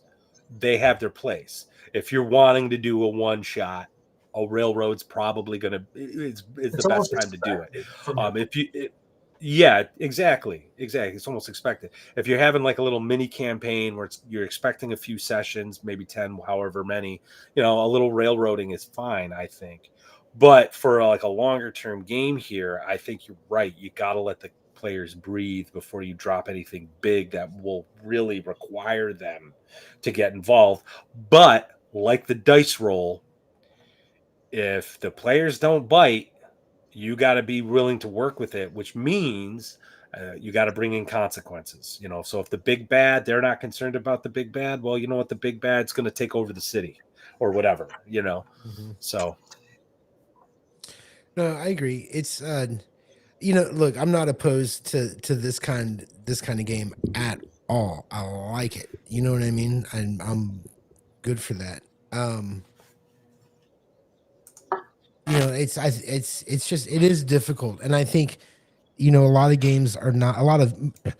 I think systems important because I think you've got to, when you start getting into the social aspect of the game, if the system doesn't work for that, then you're really just trying to entertain the game master, Yeah. And I hate that. And so, yeah. And I think I'm pretty adverse to that. And like I say, it's a lot of stuff to juggle. I think it's easier. And I'm not saying it can't be done. When you have that many NPCs, you know what I mean? You're talking about doing a campaign, and I'm not saying it can't be done. It's just, that's a lot of NPCs. It's a lot of things to remember. And do you think, I think the hex flower thing could help. I have a feeling we stumbled. Right. I have a feeling we stumbled on something tonight, and I'm going to start playing around with it. But I wanted to ask you, Gary, because you're talking. This is a safe place. We're going to talk about so sensitive to the. That was sarcasm. No, I'm gonna. No, he's about to get me. Here we go. I'm ready, motherfucker. Bring it. No, what I was gonna ask is, do you think you made too many NPCs for the row? I think because I was trying to. Well, yes and no. I think I shouldn't have gone into such detail because I was trying to plan for every eventuality. You know what I mean? I was trying to plan for, but if you notice, I kept that setting is one street. Oh, right? Yeah, it's like 5 blocks, but it feels so big though. That's because there's so many people, and there's people we haven't even talked to. Absolutely, and so it's. I don't think I made too many. I do think, the direction you guys took with it, it wasn't as NPC heavy as I thought it was going to be, right? I think it was. I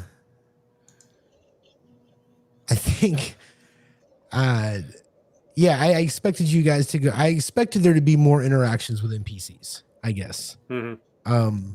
So it didn't really pan out the way I wanted. And there's also, how do I say this? I don't. I felt like I was pretty clear about what kind of campaign it was going to be, right? Like it was just going to, hey, this is what it is. It's in this time. We're going to be doing these things, right? And there's a couple things. I don't know that everybody agreed to that. You know what I mean? Like I was throwing a couple wrenches. Right. Yeah. When Yeah. No, I get it. like we got a dude walking around in a gas mask all the goddamn time. You know what I mean? Like I got to contend with this. That's the bumper You know what I sticker mean? for your It's campaign. right. I got a dude walking around with a gas mask all the time.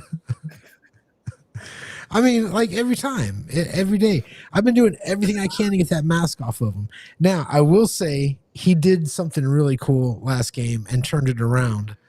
Where he kind of ran off from you guys and changed into his secret identity.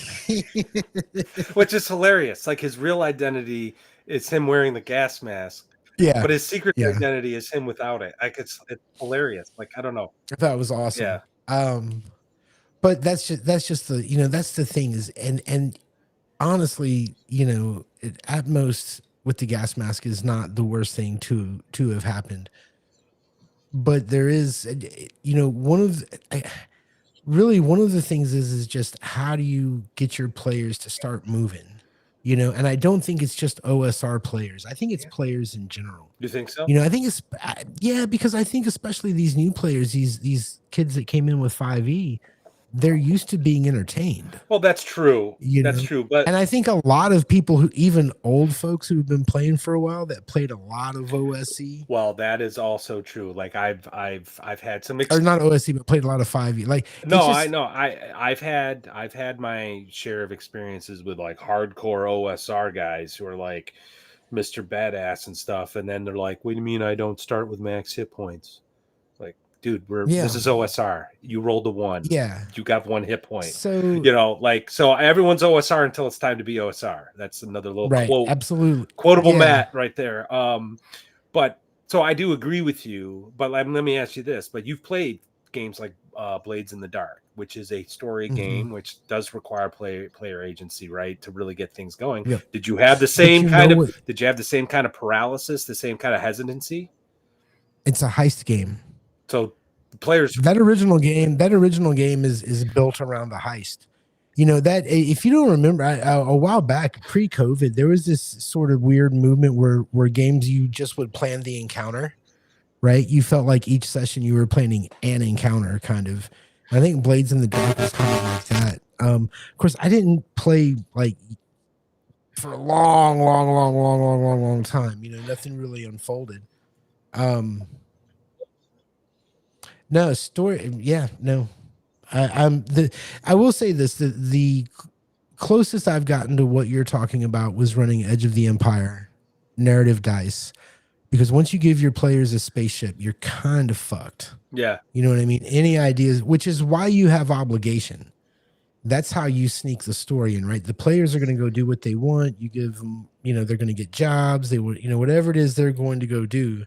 And then the obligation is the game master kind of either interfering with their plans or giving them a new direction, I think. I don't know, Matt. I'm still on the fence. I think it can happen with the right guys, but I think there has to be a mechanical incentive. I'm actually I'm kind of like after over the course of this conversation, I'm kind of getting convinced that maybe something needs to be used, but I don't want anything like that's going to feel like I'm hitting them over the head with. Right. And while the obligation mechanic is cool because it is tied to the character, the player and the character, because the player decides what the obligation is, puts the number of points in, and then you start rolling, right? But something like the Hexflower thing we were talking about, that's like a random encounter in a sense, but it's more like an event that could be an inciting event that brings the players focus. I don't know. I'm starting to agree that there needs to be something, but and maybe we do need to talk a little bit about system. I mean, if you have a game like Free League, whose the experience point system is intimately connected with a player character's motivations, dark secrets, things like that, where they're going to, I mean, someone who actually understands how to play the game is going to like lean into that and be like, okay, this is what I'm doing, this session and why I'm doing it. So they get those experience points. It's like a bribe, really, when you think about it, but it works. So, Yeah. Well, I mean, that's why, you go back to the dungeon to get gold to improve your character. yeah, I think it has to be tied in. I really think it may not have to be in some form or another. I think it's best if it's tied in with character advancement. That seems to be the motivation for players. I think the setting can provide an impetus as well. Like, I keep saying modern games as if we're playing some sort of noir 70s pulp fiction kind of thing, and we keep taking it to different places. But if you just want to modern settings, have machines, that impetus could be resources. You could do like a Mad Max kind of thing. yeah, You could do a very, just after a limited nuclear exchange, take it.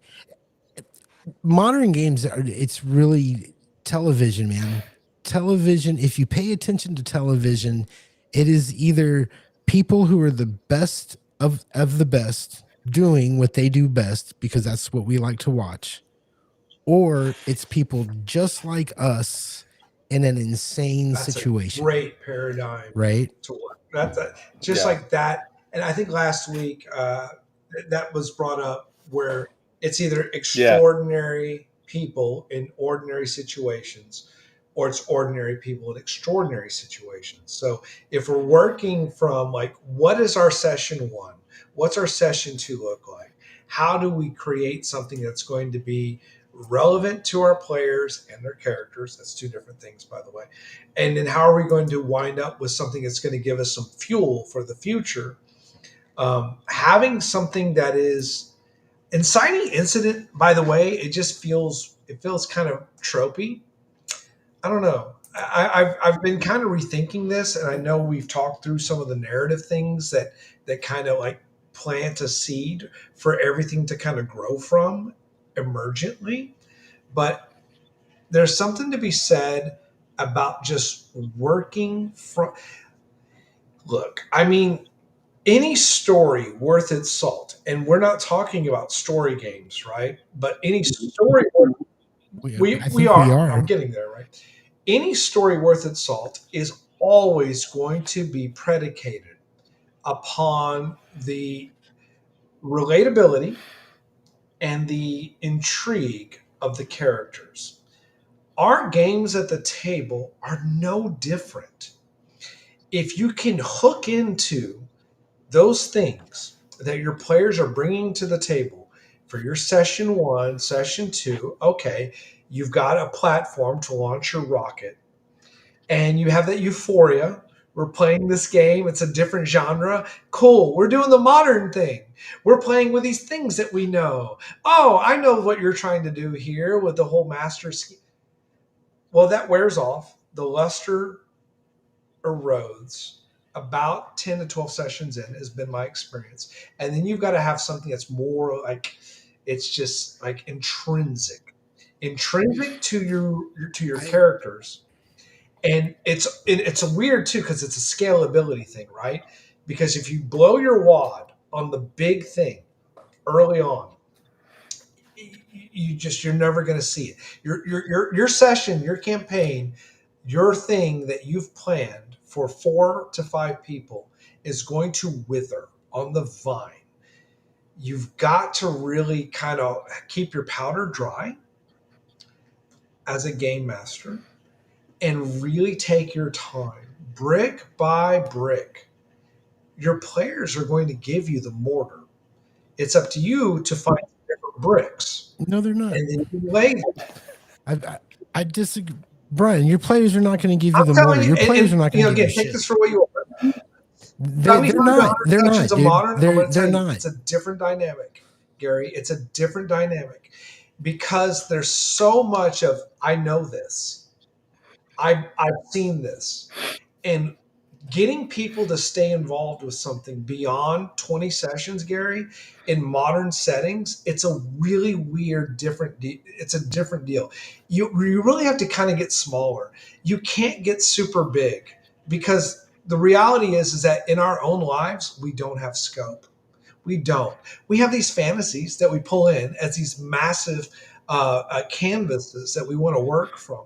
But really, if you want some great hardcore fucking action, man, you keep it level, pure with what the characters are doing, what is right in their face, not the grand Deus Ox.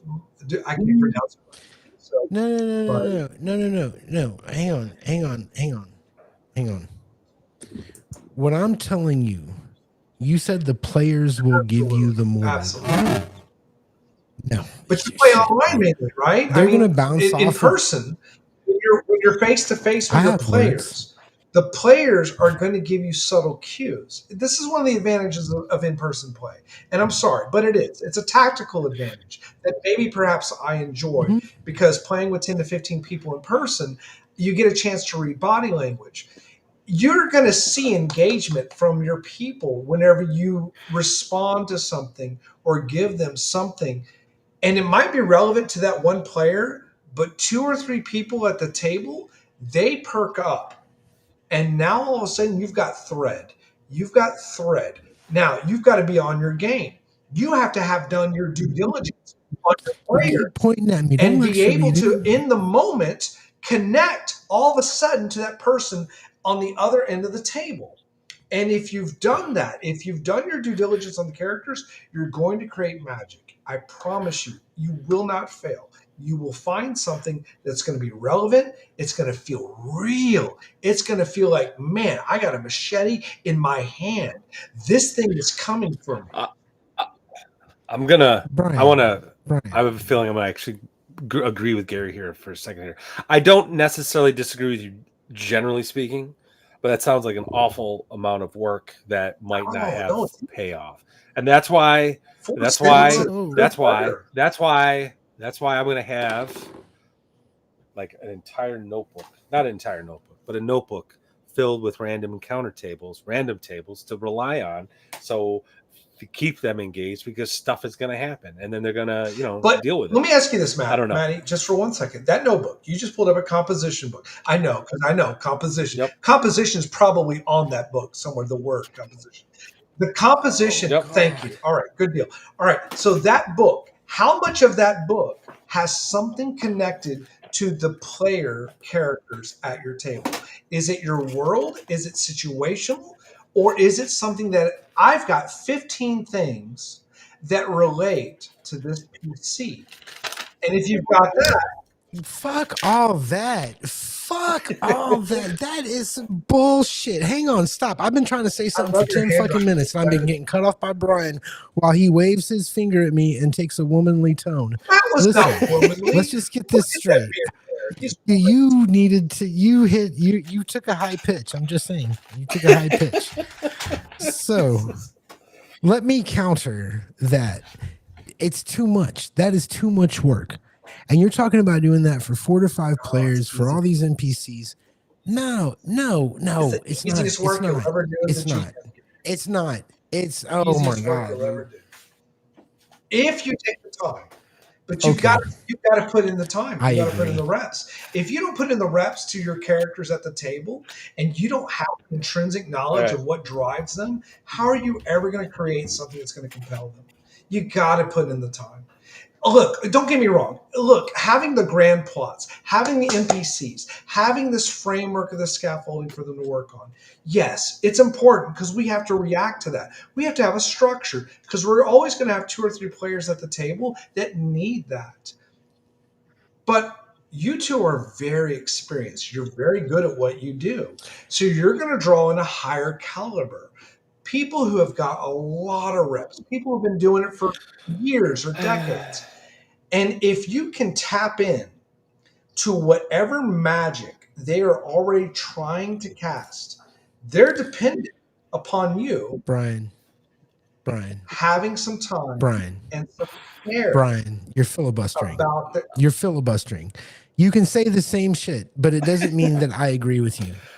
You can talk about it as long as you want, and I don't think I agree. Well, it's okay to not agree because we play in different spectrums. It's not online. It's not in person, so we have different experiences. Can I fucking say some shit? I know my words too, Brian. God damn, dude. Fine. Jesus Christ. Look, All I'm trying to tell you is that one, I don't want to live game You prep, don't have to. right? You don't have to. It doesn't have to be that much work. But well, I think. Go ahead, Gary. I'm good. I give up. You win, Brian. I agree. I'm not trying to I agree. you. That's not the I don't know what point. you want me to That's not the say. point. I'm just trying to look. Maybe just take it this way. All right, maybe this helps. Just like shifting the vantage point, right? If we're preparing a modern game is rooted in our own experiences, things that we know, people that we've met, situations that we've observed, right? You're going to have a lot more chance at having relevancy, but most importantly, longevity if you take the time I think. to do the work. I think what Gary might be getting at, is that you're going to I'm so sorry. have. I'm going to give him a hug. I feel I like give him a hug. think.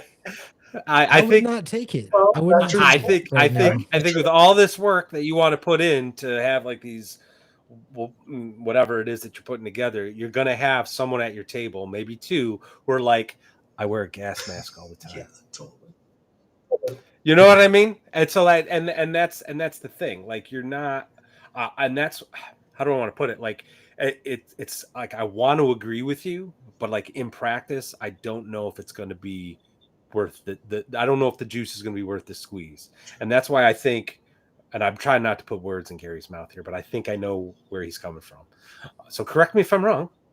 But I think just making sure the best you're going to get is asking the players when they make their characters and to have like some sort of motivation or goal to start at game session one is the best you're going to get. And if you have a system like Wretched where there's like life tables and stuff that can kind of help the Very player cool. generate They're something, always a good resource. but did I get it, Gary? Is that what you were trying to say? Kind of, yeah. I know you. Kind of. I know you better than you the know original, yourself. The original thing I was trying to say is that Brian said the players will give you the mortar, and as soon as I said something, he turned into Cory Booker, man. So let's go back to that real quick. All right. As I've said before, your players aren't expecting the modern player. The majority of players right now are not expecting to give you anything.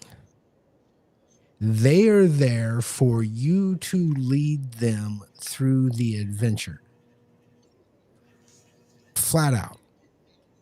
That is the modern in-person. They want to be given, they want to be pointed this way. Maybe they'll get pointed that way if they miss the roll, right?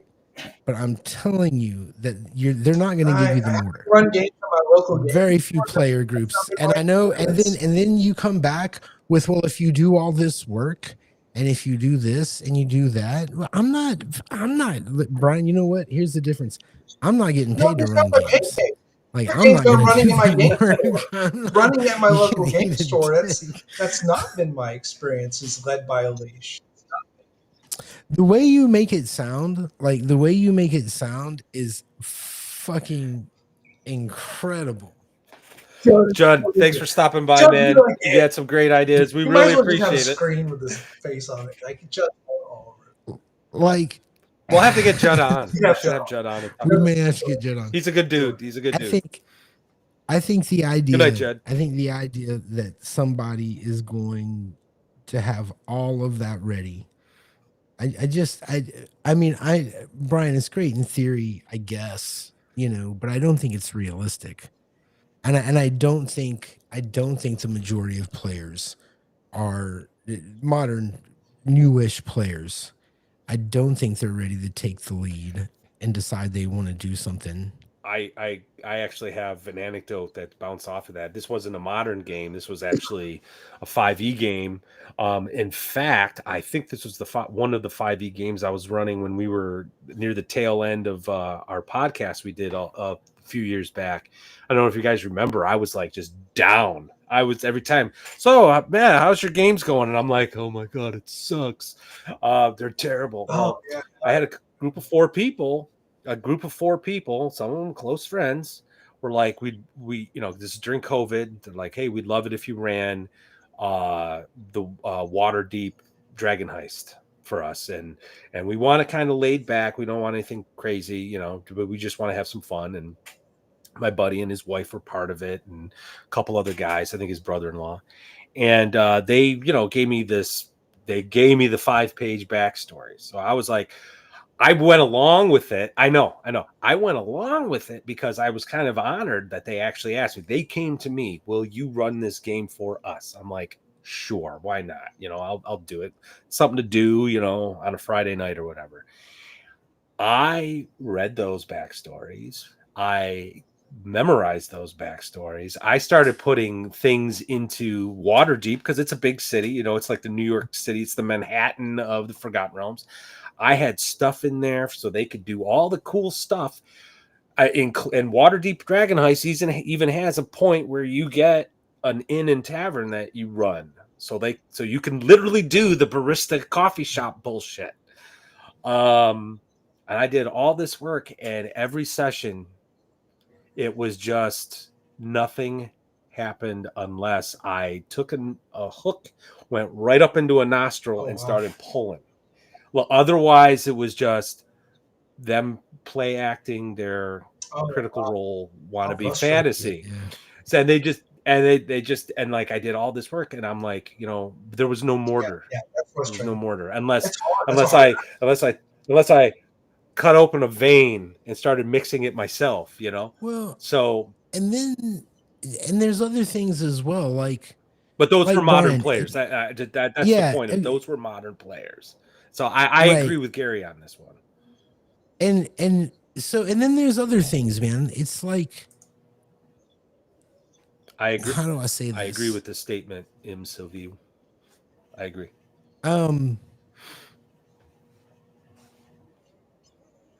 There are times where, and I don't know why this is, and this is a certain kind of player, but it's like they want the things to happen, but they resist it when things happen. Just going to Matt's story, like I've had times when it felt like people just wanted to be there. Yeah. That's an important trait to identify. Which is, yeah, they just want to be there, and they're not there to give you anything. And I think that's really the main disagreement I have. Is I think when I said earlier, you have to have a win condition. I feel like if you want to set players loose on their own recognizance, you have to have some way for at the end for them to say, I win. Because then they have a direction, but they're just picking, they have all the choices in the world to get to that win point. But at least it has them on the path. Absolutely. So I just, and it's not, I'm not like all players suck and but I do think even, if you go online and you look at people talking about sandbox games right now, half the comments, I don't think people understand what it even fucking is. No, I agree. Yeah. And they get upset and argue with people, and they're not even having the same conversation. Right. Yep. So if that's a hurdle, and then you get people into here we are now. I had someone in this actually, same dude actually. God bless him. He's a friend of mine. But when I was transitioning away, shouldn't say transition. I left 5e, and I'm like, guys, I don't want to run this anymore. And I was talking about immersion. I said, I gave you your balls back. Say what? Sorry. Sorry, you're talking about transitioning. Oh, and you got your balls Megatron back. has spoken. Yeah. No, that was a good joke. That was a good joke, Gary. It was real funny. No, I'm just kidding. No, it was actually really funny. I just didn't get it right off the bat. Anyway, I said to him, like, I just want something that's more immersive. And he looked at me like, what do you mean immersive? 5e is perfectly immersive. I get to look at the book and figure out how to build my character. And that's when it dawned on me. He had no idea whatsoever. So Gary's not wrong. I mean, he's absolutely 100% right, actually, that those players are out there. But going back to my situation where I want to try to build this cyberpunk thing, I know players that are on my Discord server and anybody else who wants to join. So I'm not too concerned about that. I mean, there might be some issues where, like, come on, this is, come out of your skin a little bit. You're not just a fighter with a sword, you know. Yeah. But yeah, I think, Gary, I do agree with you because I've seen it and I've lived it, and it's actually kind of sad because I looked at, like, when my friend said that, I just looked at him like, it dawned on me he's never stepped in the shoes of Conan or Tannis Half-Elven, you know what I mean? He just Brian, never did it. Yeah, and Brian, you brought up another point though. I mean, you're playing with people. I assume from what you've said, it sounds like you're playing with people you've known for a while. Not my gaming store. It's usually open table, people who've never played. So it's done more as an introductory into the hobby. So. Well, I guess I would say that I think it's easier. I think you have to curate your group for a game like any this. Game, regardless of system, right? Well, maybe. I'm not going to curate players for a dungeon crawl. Really. Like, I mean, people know whatever. No, because we're not going to be having like high drama, and it's a procedural game. It's like playing. And it's so funny you just said Monopoly, because I swear to God, on my brain, I was just thinking, what if you have somebody that's not into rent? Somebody's not into buying property. It's not. It's the wrong game, right? So you have to curate, right? To some degree, you gotta go through it. But I don't think you have to curate as much. I think I honestly, Brian, don't. It's not like, you take a bunch of 100 people who play role playing games, and half of them are going to be good at the style of game we're talking about. Probably a certain, I think it's going to be, and on top of that, you do run the risk of becoming. It's like the voice of God. It's like Alan Rickman from Dogma. Sorry, dude. I'm going to give forth I don't know what the fuck's that. I will be. It's so good. I'm sorry. I'm so sorry, guys. Look, it might not be you. It might not be you. It might be the aliens. I just think that it's not as cut and dried as what you say, and I think that in a lot of situations, it doesn't matter how much prep you do. And maybe this is the thing, right? So sometimes it's no different if you got 3 directors together talking about film. I promise you, Paul Thomas Anderson, Scorsese, Robert Eggers, we're all going to come up with our different ways of what we think filmmaking really feels true, intrinsic. So it's important for us all 3 to just like acknowledge it. None of us are wrong. We know we've run games and we have our way. We have our method. So it's not a difference. I do think there's something to be said, though, for sometimes completely subverting the way that you approach a medium and being willing to just become a student of it and say to yourself, you know what? This is not my norm in how I prep. So fantasy to modern, by the way, that's a pretty big jump. When you go from elves and dragons to crime bosses from Croatia, like these are big jumps. So you're trying to create a sense of reality, right? Sense of relativity, and something that allows you to have longevity, because we don't want to run these games for just 5 sessions. We don't want to do that. That's not fun. Why not? Why not?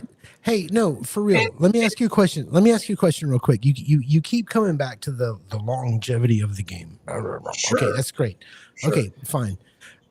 But why not we're doing modern games which are based on, they're going to be based on modern storytelling. Modern storytelling is episodic. Even if you're talking about movies, there's a sort of an in-between time. So for me, I don't see the problem with doing, especially playing modern, Sure. right? You can't have like fucking, you did not need 7 fucking seasons of Buffy. You didn't need 20 seasons of Oh yeah, Supernatural. You know what I'm saying? yeah, Like totally, these totally. things are going to these things are going to wind down, Sure. you know?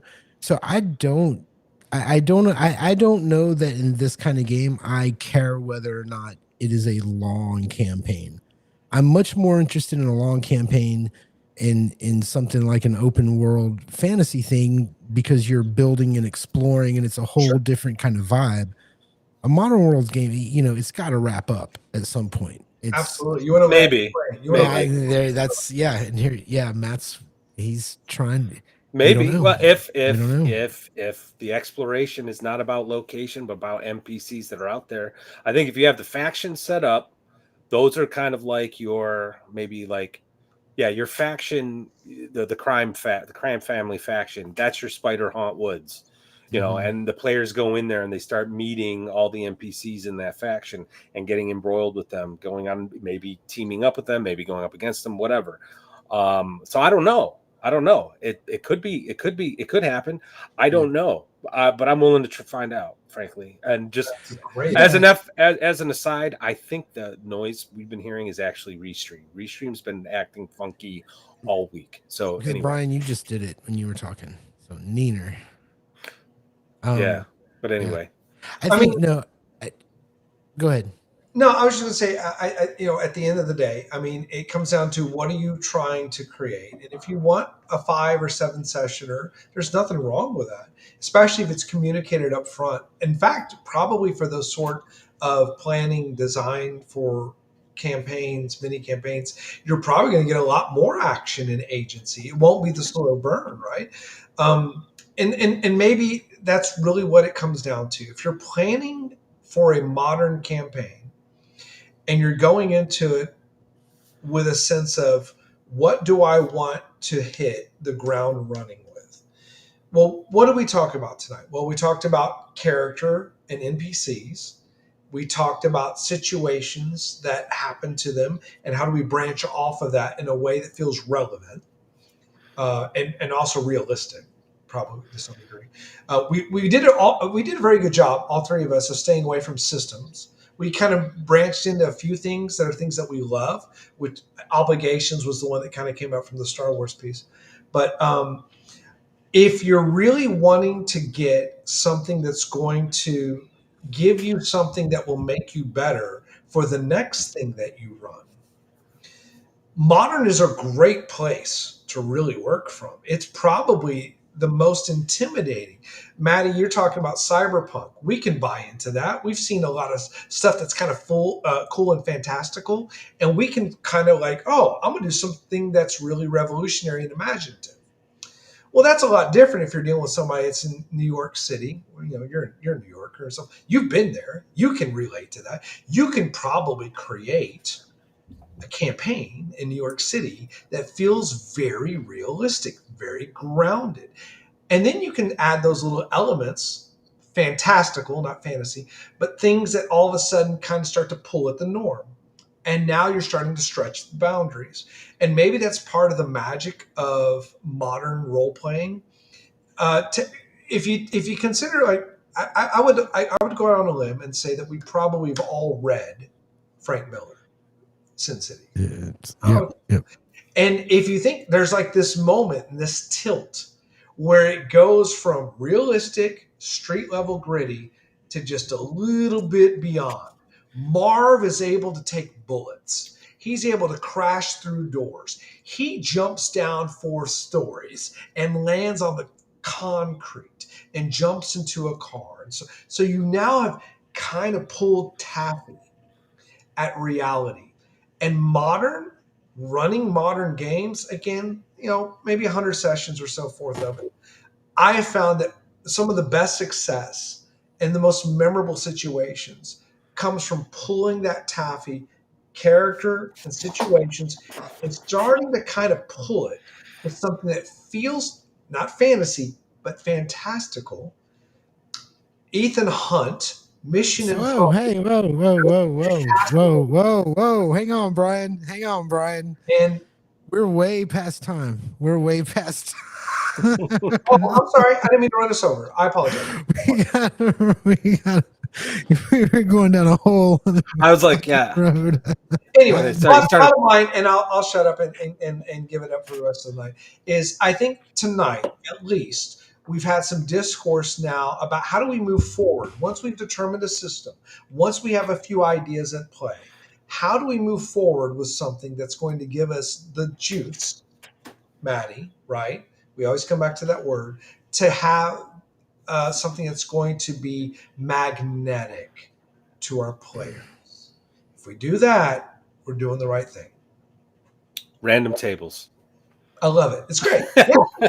And Gary's answer is right too. Obligations, random tables. We have already two Now, things. my answer is that I What does think that you look guys are. Can we pull No, that? that's not my. That's a suggestion. Is something that might work because I'm rooting for you. But my real opinion, my real honest to God opinion, is that it's a fool's errand. Yeah, that's That is my. I mean that the whole it, man. It's I don't. I mean, I think somebody might be able to pull it off. I think somebody might be able to pull it off for a little while. I don't think modern games are like the worst thing in the world, but I don't think it's this. I just don't think it's the All same. these people in now at the end. But I will say that although I was talking with you and I was relaying my experience, I need you to understand I was relaying my experience to try to prove the point that I don't think that's the right path. You know, like I really and that's don't. your truth. And there's nothing Yeah, wrong with it. I think that's not my truth. If I say it, it's the truth. I'm not your wife, Billy. No, and I'm gonna hold strong to that. I said earlier, and I'm just gonna sum this up. I said earlier, I think it's much easier to fail running that kind of game than it is to succeed. Oh, I totally agree with that. I don't Yeah, think I don't modern think is like the anybody's biggest- worked out a system. I don't think anybody's worked out a system or a technique to change that. And I think and it's much more than just having the right players and the right GM. It's having the right players who care about that specific genre of thing you're trying to do and can invest themselves into it. Totally. So I think it's pushing the rock up the hill. And that's all I got to say. We got to get out of here. Matt, you got to give some last words. Not last words. Where's Maddie? Yeah, last words. Final. Last words are too morbid. That's becoming a thing. Yeah. Oh, Final thoughts. My final thoughts. thought is go, Matt. You might be right, and I certainly think that a modern campaign does need to have something for the players to grab onto to kind of push them forward. Maybe it's a really strong theme. Maybe it's an inciting event. Obligation. And we talked a lot about things. I'm a person who enjoys experimenting. That's my game master style. Yeah, I'm willing to try it, and I think an open world is possible because but you got to change your perspective. You got to substitute the little mini dungeons on your hex map with NPCs that are significant. They're going to have things for the players to do, and have rumors about them to get the players to go. So, I'm rooting for you, Matt, because I'm going to play in this game, and I think we'll have fun regardless. But but I'm rooting for you. I hope you figure it out. Crack that nut. Yeah, well, we'll see what happens. To everybody who we just had like this. Dude, like everybody's coming in at the last minute. We're actually past due. Technically our watch has ended. So, to those who just joined, thank you. Usually we run 11 to 1, excuse me, Eastern Standard Time. Hopefully we'll see you next week. But yeah, our watch has ended. Good night, everybody. Night, everyone. See you next week. Fun stuff.